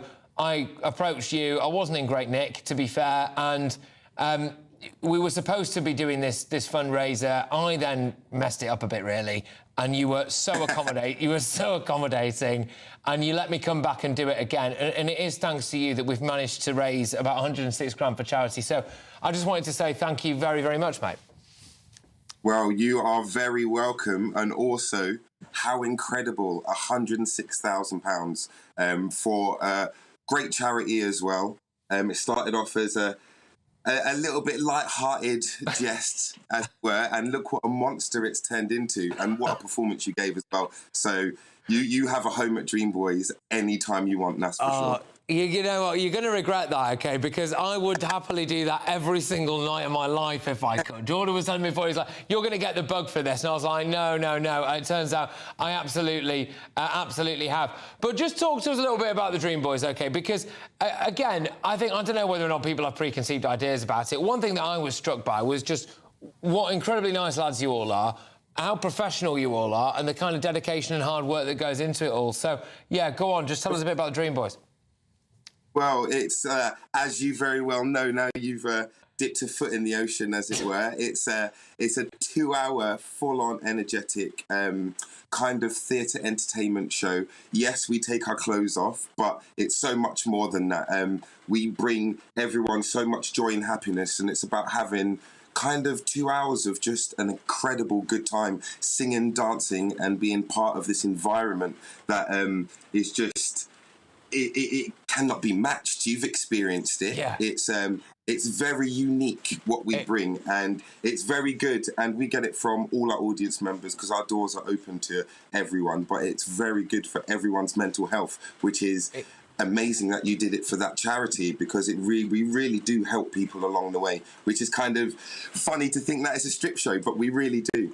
I 100% agree. I couldn't agree more. It's impossible to have a bad time watching you guys. And you're obviously always on tour as well. People can go and find you online. But like I said, I just wanted to say a massive thank you again. And did you think that if you're being honest with me now that it's over and done, did you think I'd probably mess it up a bit? If I'm honest, I'm going to be honest with all of you out there. There was a brief point I thought that you would have bottled it.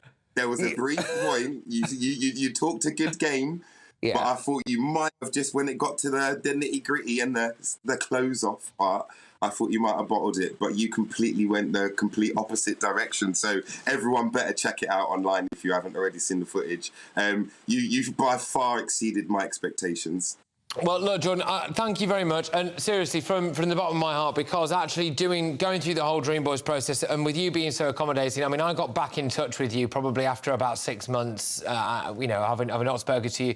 You got on to me straight away. You were like, yeah, look, let's make it work. You went massively out your way. And thanks to you and everything that you've done at the Dream Boys, we have now got about £106,000, and so you have helped to save some lives, mate. So thank you from the bottom of my heart, and thank you to all of the lads as well. Take care, mate. All right. Very much. Incredible. See you in a bit, mate. Jordan Darrell, the wonderful Dream Boys creative director. Look, you've got to go and check this guy out and check out the Dream Boys as well. They are great. Michelle Dewberry joins me now. Jubes and Co. Do you know, I did not realise you've got over 100 grand. Yeah. That bit well done. I saw your video. I found it fascinating. I enjoyed watching it. And I thought to myself, look at you. You're all comfortable on there, aren't you? I thought we might not see you back on GB News again. You might create a new career being a stripper. I might go to the bosses on GB News and say that I want to get my kit off for charity. You'd raise a lot more than 100 grand. It's a funny old world, this set. There's a lot of double standards in this society. I might test my theory, go to the bosses and say, right, I'm going to pick a charity, kit off, let's see what happens. I'd love to know how that would go down. I don't think they'd stop you. I don't think they would stop you. At my age, they'd pay me to keep it on, I can tell you. Oh, don't be daft. What's on? In all seriousness, a fantastic cause. I think it was fabulous what you did. I thought you looked fantastic. You've thrown yourself into it. And I want to give you a little high five. Not too energetic, though, because I don't want to fall off my old bar stool. I won't get back up. Thank you. Anyway, loads coming up on my show tonight. I'm absolutely fuming, I am, about child sex education, but I'm going to pace myself and cover that one tomorrow, so that's for a different day. Coming up tonight, Rishi Sunak, food banks, MPs' salaries, ULEZ, got loads of stuff. Alex Dean, love him. Ella Whelan as well. Stop trying to shut me up. Look at him. It's not me. You think someone important was coming I get shouted at. I get shouted at. Right, OK, there we go. Look, Michelle Dewberry, it was going to be fantastic. Just watch it, OK? I'll see you in a little bit. I'm filling in for Nigel, the big man. See you in a bit. Hello, it's Aidan McGibbon here from the Met Office with the GB News forecast. It's turned into a wet afternoon in the south. That rain continuing into the evening in places. Showers elsewhere, but for many of us, it is a drying up theme overnight and indeed over the next few days. It's also going to warm up, but for the time being it's quite cool out there because we've got this north to northwesterly airflow and we've got this rain spell across the south, some heavy and persistent wet weather moving through southern and then southeastern parts through the evening. The wettest weather by the end of the night into East Midlands, East Anglia, the southeast. Showers elsewhere, and there'll still be some showers across parts of Scotland, northwest England and Wales overnight. A lot of cloud as well, but there'll also be some clear spells as this system moves away. Quite a blustery wind associated with it as well. Very strong winds into the Low Countries by Wednesday, but across the UK, actually things are settling down a touch. We start off Wednesday with some bright spells. A lot of cloud, however, and that cloud will, if anything, thicken through the day. Still a few showers, but these are more scattered in nature compared with Tuesday's wet weather. And in between the showers, it will be a warmer day to come with low 20s in the south, high teens in the north. Top temperature 23 Celsius, somewhere like East Anglia. Then the showers continue for a time into the evening, especially for parts of Scotland, northwest England, Northern Ireland. But actually plenty of clear spells developing overnight. And by the time we get to Thursday morning, some decent sunshine across central and southeastern parts of England. A slightly warmer night as well, temperatures in some spots staying at 13 or 14 Celsius.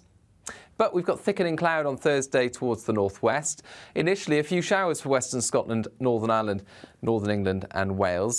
Sunnier spells elsewhere. And then it turns fairly wet and windy across the northwest of the UK. Later Thursday and into Friday, whilst the heat builds further south, touching 30. Like all families, we have arguments every now and then, but actually we agree on what the mission of GB News is, and that's the most fundamentally important thing. GB News provides the kind of platform that lets all voices be heard. We don't hold back. We're free to say what we really think. Just because some people who live in a tiny little Westminster bubble think that their particular story is important, that's not the most important story for me. And often they will be difficult stories, stories that you won't find on the establishment media. Because what people think in the north of England may be very different to what they're thinking in the home counties. We're going to carry on telling the world what life is really like for households up and down the UK. We love to be in your car, in your kitchen as you're having your breakfast. Whatever you're doing, you are part of the show. If it matters to you, it matters to us. Britain's watching.